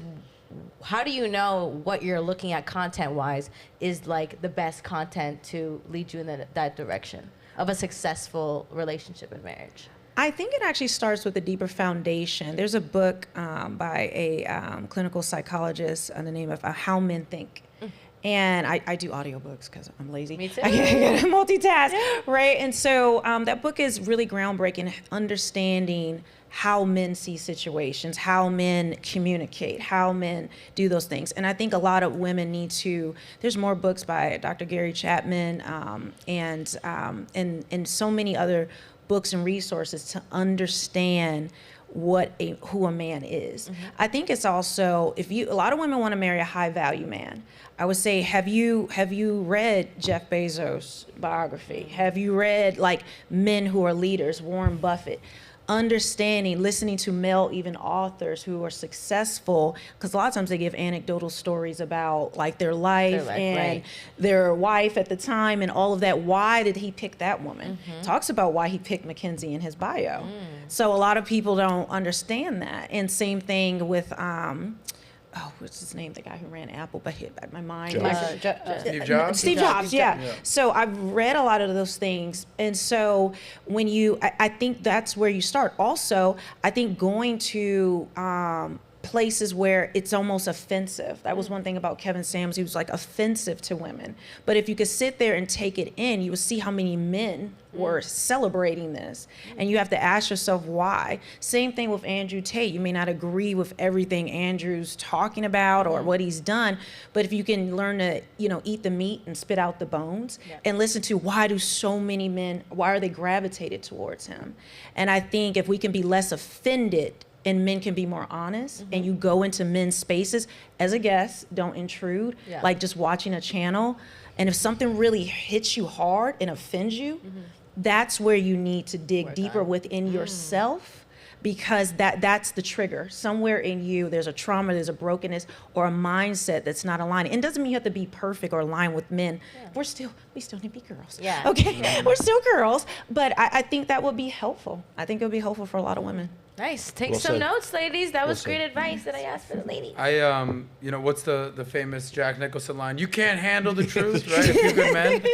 I think that a lot of what you're saying is so true because Kevin Samuels, and we're going to play a clip in a second about that, Andrew Tate, Fresh and Fit, What We Do Here, Rolo, Michael Sartain, they're giving women the blueprint of how to act. Ladies, this is how men think.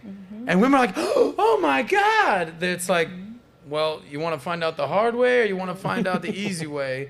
And I'd rather find out up front how men think than basically being brokenhearted and left, in the dust about how men think. Because this is one of the things that they always talk about in all the podcasts is that women have no problem basically saying, I want a man who's got this, and this. Right. 6 figures, 6 foot, 6 pack, 6 inches. He's got to be cool. He's got to be fun. He's got to be great. He's got to be nice. He's got to be nice to my mom and my grandma, but not too nice and not too nice to be in the bedroom.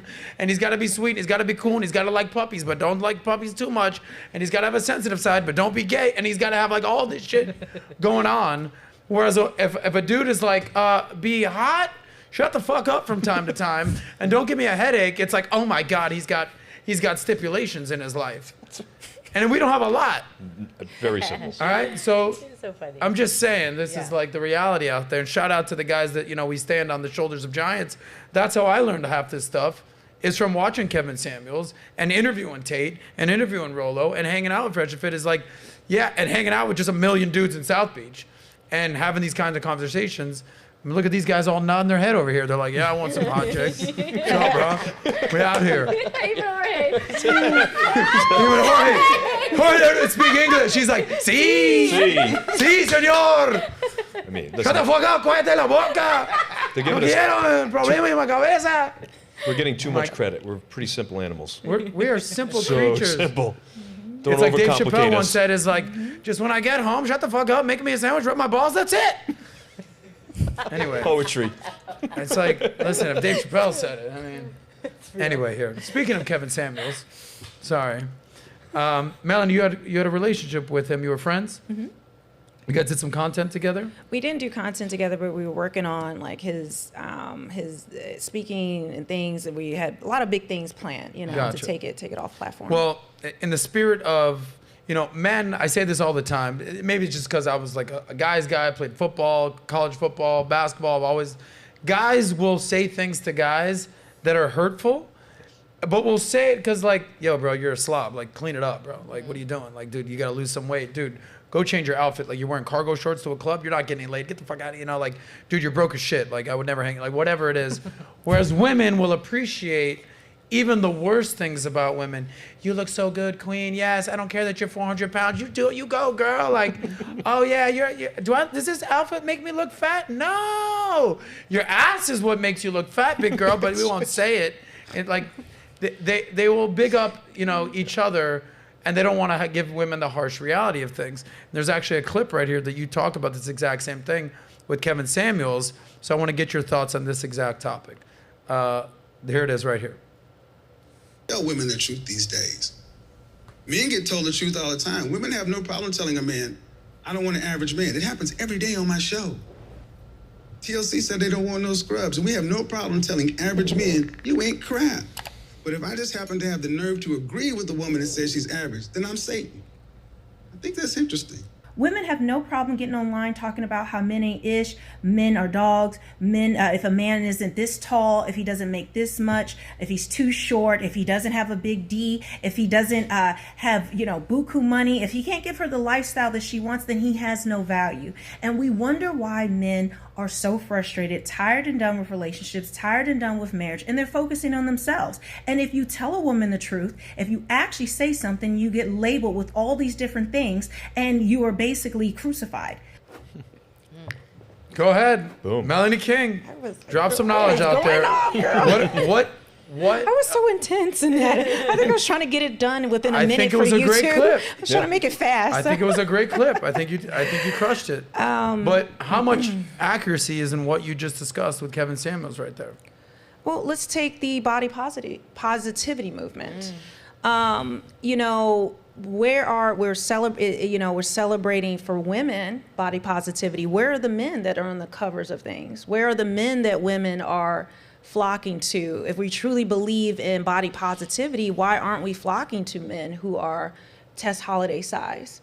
Why are we not having that? And in fact, there's actually video of women who are in the body positivity movement who are, clinically obese, and they will say they want a tall guy. Mm-hmm. They say they want a guy with muscles, but they don't want him to have too much fat, because both of us can't be that. And they want him to have a certain amount of money. So they, we don't hear ourselves as women what men have had to take in, because men are supposed to be tough and not, they're supposed to just take it. And men are used to talking to each other. I mean, Well, you don't. brutally. Yeah. Us women would cry. And actually, Jordan Peterson has done a video, Dr. Jordan Peterson, about how we think men are the worst in dating, or they are mean, where the studies have shown women are way more vicious to each other. Yeah, they are. But we do it in a way that can't be identified. Passive aggressive. It's mean girl behavior. Yeah. It's very passive aggressive. And we think because it's not overt, men just will tell it straight. Now, there are some men that lie. Men aren't these magical angels, guys. I do Yeah, not of believe course. that.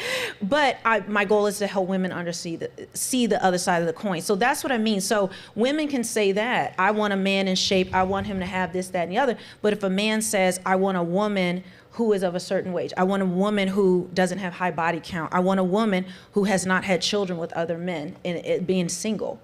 They're just like, how dare you? But we have more standards than actual men, because men say they want a woman who's in shape, they want her to be feminine, and they want her to be friendly. Yeah. Cooperation. Men just really have that criteria, and they'll find a bunch of things attractive about different women.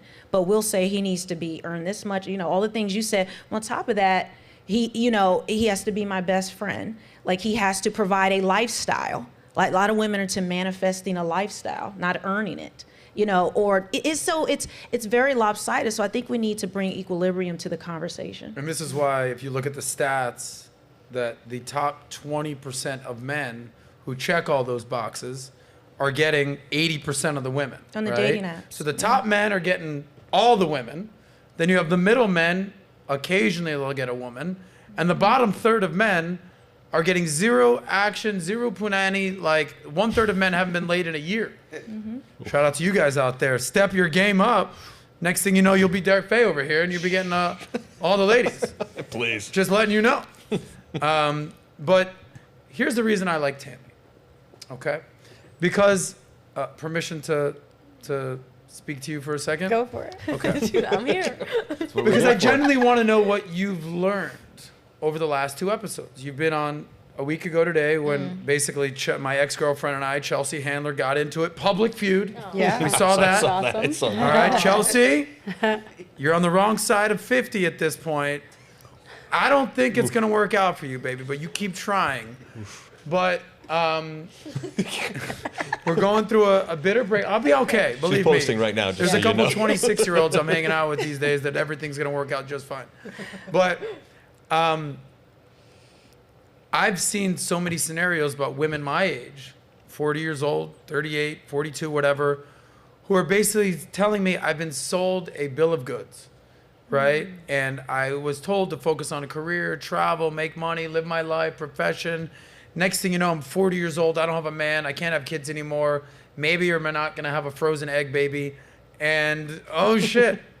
So you hear Melanie talking. You've heard some of the other girls talking. What's like your biggest takeaway? Like, if I knew then what I knew now, like, what would you have done differently? Because I think you're a class act. I think you're beautiful. The only, I think, challenge is you're 36 and you're like, all right, like, time to get this thing moving. So what's your biggest takeaway for being on the show the last couple times? Well, interesting enough, everybody has their own opinions on everything. I think relationships aren't easy, and a lot of people, have overcame them. So everybody has a different take in their life. I've chosen to be the way I was, or I am at the moment, because I guess of the lifestyle that I have lived, and by all means, I've loved it. It's been amazing. I am in the dating pool, so yeah, I'm very open, and there are amazing options that I could say, hey, if I really want to invest more time into it, I can. Which now I'm more than ever considering it, but I have a different eye now, taking from prenups and everything. Now I understand a lot better with prenups and these marriages. Domestic partnerships. Say it with me now. Partnership. partnerships are. Which If is you very, submit, I'll commit very to a interesting. domestic partnership. You still call it a marriage. Check. Yeah, That's I mean, nobody's that's very business interesting. what your paperwork is. I've learned that. And then I see the Chelsea handlers that are in Hollywood. I live there. I see it. I see how these people live. And I see the norm that now it's becoming more of a norm, like the feminism and all this going on and women empowerment and all this other stuff. I'm not saying, hey, try to be single your whole life and think you don't have you don't want a family, because by the time you think about it, it's going to be too late and you're going to be too old, or the pool, that pool is going to get a lot smaller as you get older. I do understand all that. I do take a lot of things into consideration.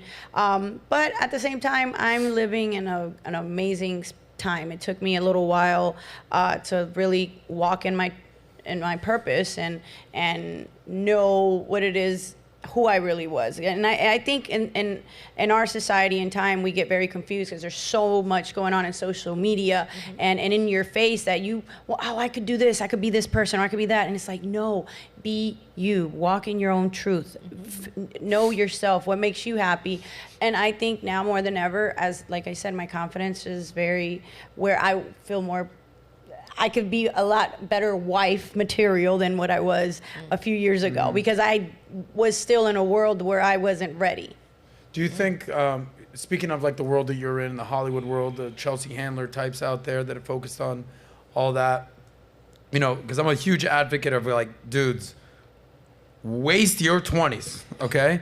And I don't mean that like in the literal sense of like, do nothing with your life. Like, have fun, but focus on work, make money, do all that, date around, test drive car, all good. Yeah. And maybe when you're 30, start thinking about it, right? Like 30 for a man is completely different for 30 for a woman. Oh my God. 30 for a woman is like, all right, cool, like where the hubby at right now? Whereas for a man, it's like, dude, don't, like, take your time.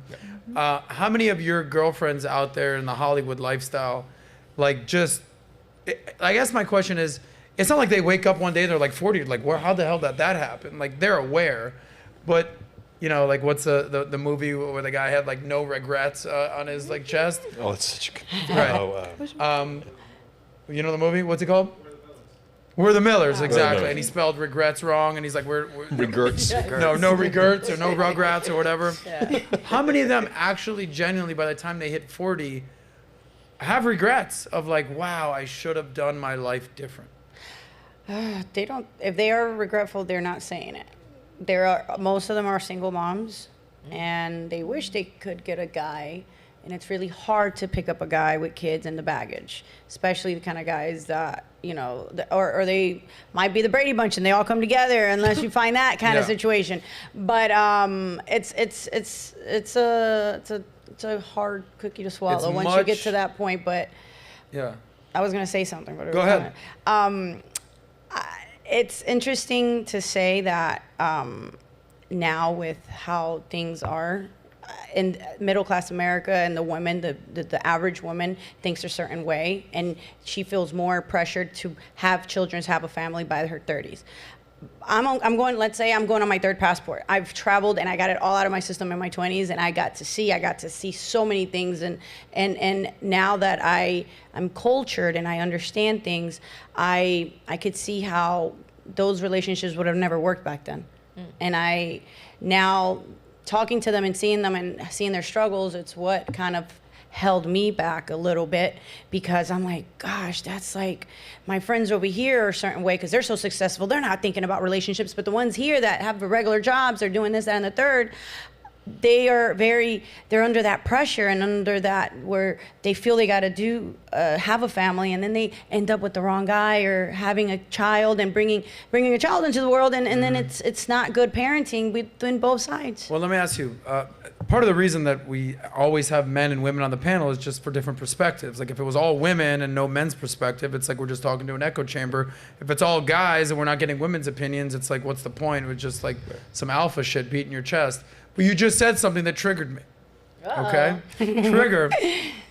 You said, well, I'm on my third passport, things are great. That's because you've traveled, you've seen the world. put yourself in a guy's situation, put yourself in my situation, and you're like, I've been through 3 passports, I've seen the world. Do you think that is a turn on or turn off for a guy like me? To some guys, they want to have that, oh, I took her there first. I mean, the world is pretty big, people. There's still a lot of places that I haven't been to. But there's a lot of places that I could mutually say, hey, you might like this place. I can open a door to saying there's certain places that you haven't been to that I've been to, or you can't also be that big-headed. And so, it's vice versa. No doubt.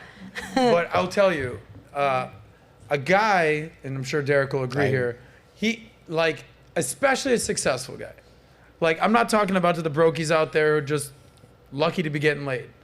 A successful guy wants, if he's paying for the everything and paying for the flights and paying for the trips and paying the rent, paying the bills, and every time, like, you're like, I haven't split a bill since fucking high school or whatever. If a guy is paying for everything, at the very least, he just wants to feel like the man.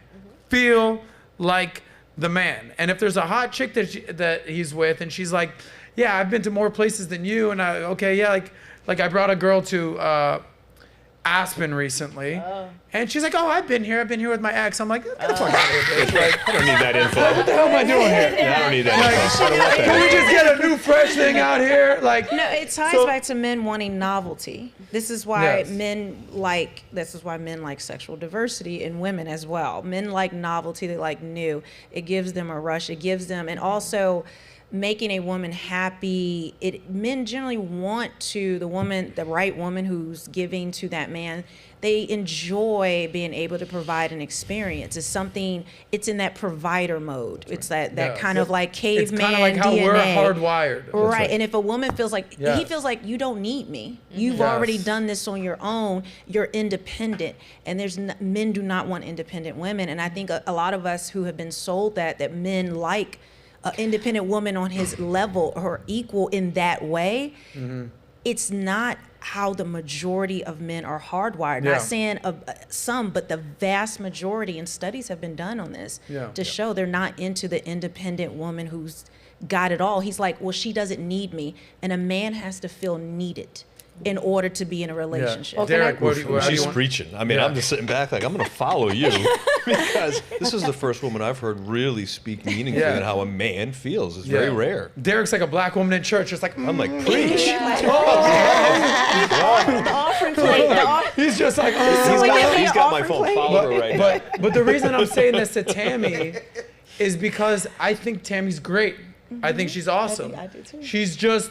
She doesn't realize that some of the things she says, which she may think are a great thing to vocalize for a man, whereas like a high value man who's successful and has options is like, she's got 3 passports, bro. Like, what do you want me to do with all that? Like, I want a girl who, I'm like, oh, you never left the country?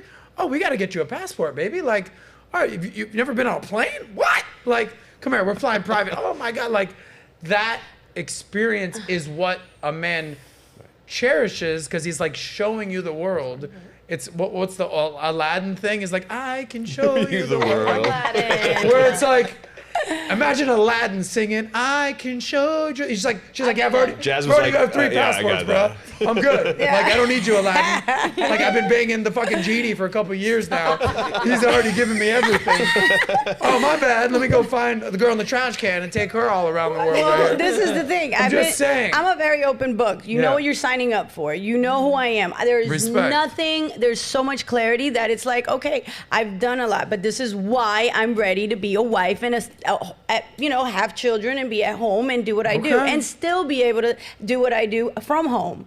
So I've been setting up my life for that. Now going into this age, into this time, this chapter of my life, like I could do what I do from home. I am like, so any guy that steps into my world, I already know what's gonna work and what's not. I don't have to he doesn't have to feel lesser of a man because I have 3 passports. He probably got way more than me, or who knows? Well, if he doesn't, you're not gonna hang out with him. Can I tell you something? If he didn't have any passports, you wouldn't even fuck with him. No. So how many dudes out there have 3 passports? That's hypergamy.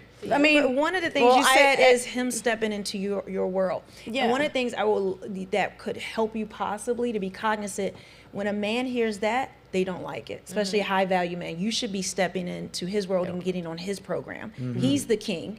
Yeah. So your life, you're the person that's supposed to make the adjustments. And I know it's difficult, especially when we've built things for ourselves, we're accomplished. It's like I'm not relinquishing that. Like he needs to meet on my level. He needs to come into what I've got going on and get on my program. But a lot of us do not understand that when men hear that, it is a turnoff, especially for a successful man. Now, like the whole passport thing that you talked about, the majority of households are going to be 50-50, and they are in the United States. We're talking about a very small percentage of men who are these high net worth, earners that are willing to do all of this. The majority of women are going to have to contribute. Like we want to be modern women, but then we want the man to be traditional. We want him to pay all the bills, but yet we've worked so hard for a career. And so we can keep it, it's kind of the analogy I gave you earlier. So I would just say, like, maybe think about those things, because it could provide, greater success when you're out here dating, or, certain men will pick up on that, and it could be a benefit to you. Melanie, last question for you, and then we got to wrap up. What percentage of women have your mindset? Because you've been through it, divorce, kids, you're doing content on this, right? That mindset. And then what percentage of women have... just kidding. More of a modern women mindset that they just generally don't understand men. I would probably say, like, depending on the age demographic, I do feel like older women do have a better understanding old school. But if we want to say dating market age, I would say 10% maybe right now who have an understanding of men on that level. And the problem is when those 10% speak their mind, the 90%, shut the fuck up, bitch, you ain't shit. Like, That's right. You don't know nothing. I'm going to be single to the day I die. I was like, oh, damn, relax, baby. Like, anyway. I really appreciate the knowledge that you dropped. Absolutely. I really appreciate what a great sport you are. Seriously. We got to wrap up. We got some super chats before we wrap up? We do have some super super chats. And then we'll get to the happy ending. Okay, lovely, lovely. Well, thank you all for like that, Derek. Derek. I had no idea. Turn it off now. I got people watching. All right, well, thank you all for the super chats. We appreciate it. Thank you all for tuning in today also. We'll start off with Journey, Trials, and Joy. Explain to me how Western world expect its youth to grow up desiring marriage when they were not equipped to be married. And then I have Don Juan Plagacero, skipping reading super chats when it's good. I actually didn't skip any. I've been reading all of them. Thank you. This guy super chatted you to tell you not to skip the super but chat? we appreciate the super chat. We you, appreciate buddy. the super chat, and I read it for you. There you go. Then we have another one from Journey, Trials, and Joy. No such thing as a high value man or low value. In opinion, there's only lost and saved people. It's funny how men only rational the flesh and not the spirit. Well, back up a second. Who said that? Journey, Trials, and read it one more time. No such thing as a high value man or low value. In opinion, there's only lost and saved people. It's funny how men only rational the flesh, not the spirit. All right. I think we all agree that there's different levels of men. There's different levels of to women. it. I hope, gentlemen, what's his name? Journey, Trials, and Joy. Keep up that positive mindset. Something tells me you need to level up. I don't know. That might just be me. Then we have Happy actually calling out the chat. He said, every time I read the chat, it confirms to me 1 in 3 of these guys are virgins. Gents, if you are that invested in someone else's problems, you're never going to have a shot with a woman. Focus on yourself. See, there you go. Focus on yourself, Happy. Then we have Darren Hilton. Kevin Samuels was not offensive to women. Kevin Samuels reflected their energy. It was the woman that chose to go off the rails. It's cruel to lie. Kevin Samuels was kind. He told the truth. The man. Then we have Ellie Brave, Motivate. How can I make more women friends without them thinking I want to sleep with them? Genuinely speaking. Maybe we can cover that tomorrow in our episode. I think we that would should. be good. We'll cover I'm a that huge tomorrow. advocate of being friends with women and putting their ass in the friend zone before they put you in the friend zone. Tammy, you just got friend zoned. Stop. Done. She's okay. You got no chance with me. You just got friend zoned. I friend zone a lot many. You friend zone what? They're all my friends. Exactly. You got to friend zone these beautiful ladies before they friend zone you. Fair enough. I just friend zoned you. Melanie, you just got friend zoned. Derek, you're my friend. That's it. I got like, fingers crossed. That's it, bro. There might be a chance. You just got friend There might zoned. be a chance. Nice try. You've been friend zoned. Yeah, Done. friends. Then we have our last one, actually by the Rational Male. Shout out to you, Rolo. A woman cannot look up to a man who is her equal. And then let me Great see if point. there's A woman wants to look up to her man. They never want to look down to their man. That's true. Awesome. And then this last chat that just came in from JG. Happy birthday, Miss Del Valle. This show would not be the same without you. Hard to believe you're just still 21. Thank you. I Yeah, appreciate it. nobody wrote that.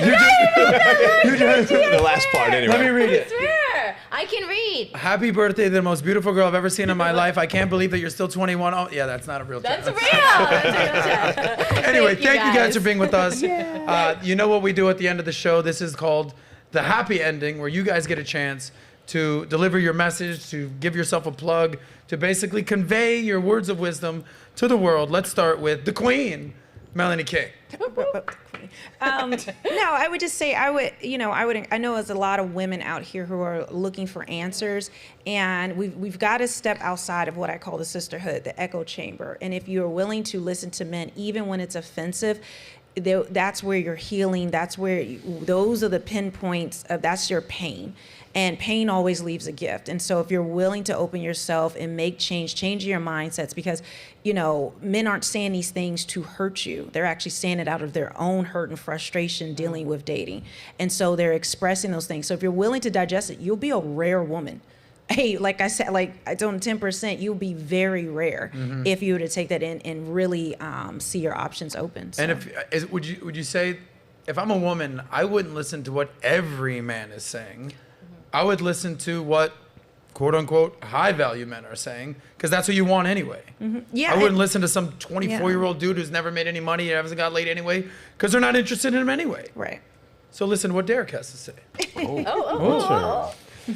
Tammy, Well, the lovely, beautiful, single Tammy, she's out there. I'm What here. would you like people to say?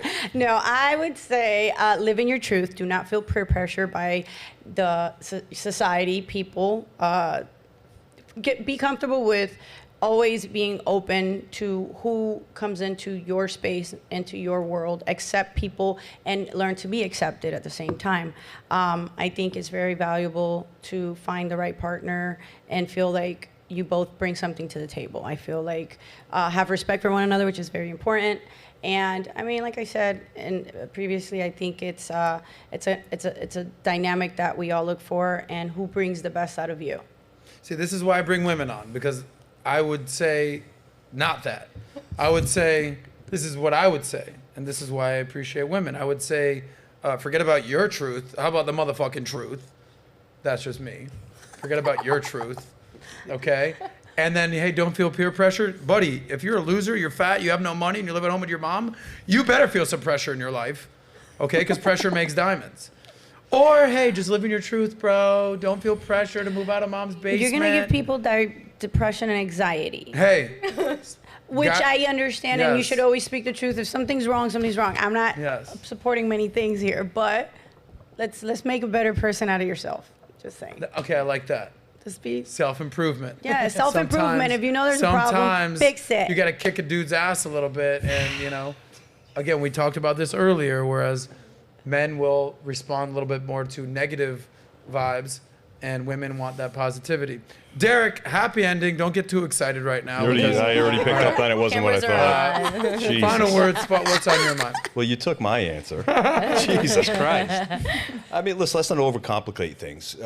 Men right now are being encouraged to be soft. Women are so uber confused and focusing on all of the things that don't really matter. You're overcomplicating us. We are simple animals. We want very few things. In my opinion, so many women are spending all of this time on the intricacies of a man and what I need to do to get this guy. You don't need to do much.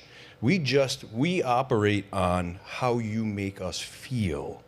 All of the other stuff is just noise. And so I'm going to give a great example with my new partner. She is an accomplished woman. She has a degree. She was working 2 jobs, killing life. And we had a conversation, and she came to me and she said, I think tell me if I'm wrong, but what I think you want is And then she laid it out, and it was exactly right. And that was, I wanted to feel like I was providing for her. She left her jobs, and she poured herself into me and my family. And that is exactly what I believe men want. And the result of that was I'm locked in. Like, she has now allowed me to be me, the best version of me, which is something I might not have been able to say all the way back to 24, despite my success. So women, stop overthinking what a man wants. Yep. I think that's great, because for a woman, it's almost like they need to take their hands off the wheel. Like, Jesus, take the wheel. They're like, Derek, you take the wheel. That's right. And you're like, I'm willing to drive, but we can't have two people with hands on the steering wheel. I trust you. Yeah, that's tough to do. Tammy, take your hands off the wheel. For the No right, more driving for the you. right man, there will be all of that. All right. Absolutely. Final thoughts for you. Let's wrap up. Has to be earned. Natalia, you got dunked on a few times today. It's okay. So I you don't want a love that rich you man. said You don't that. want a successful I love man. that you said that, because my takeaway of today's episode was I loved the panel we had today.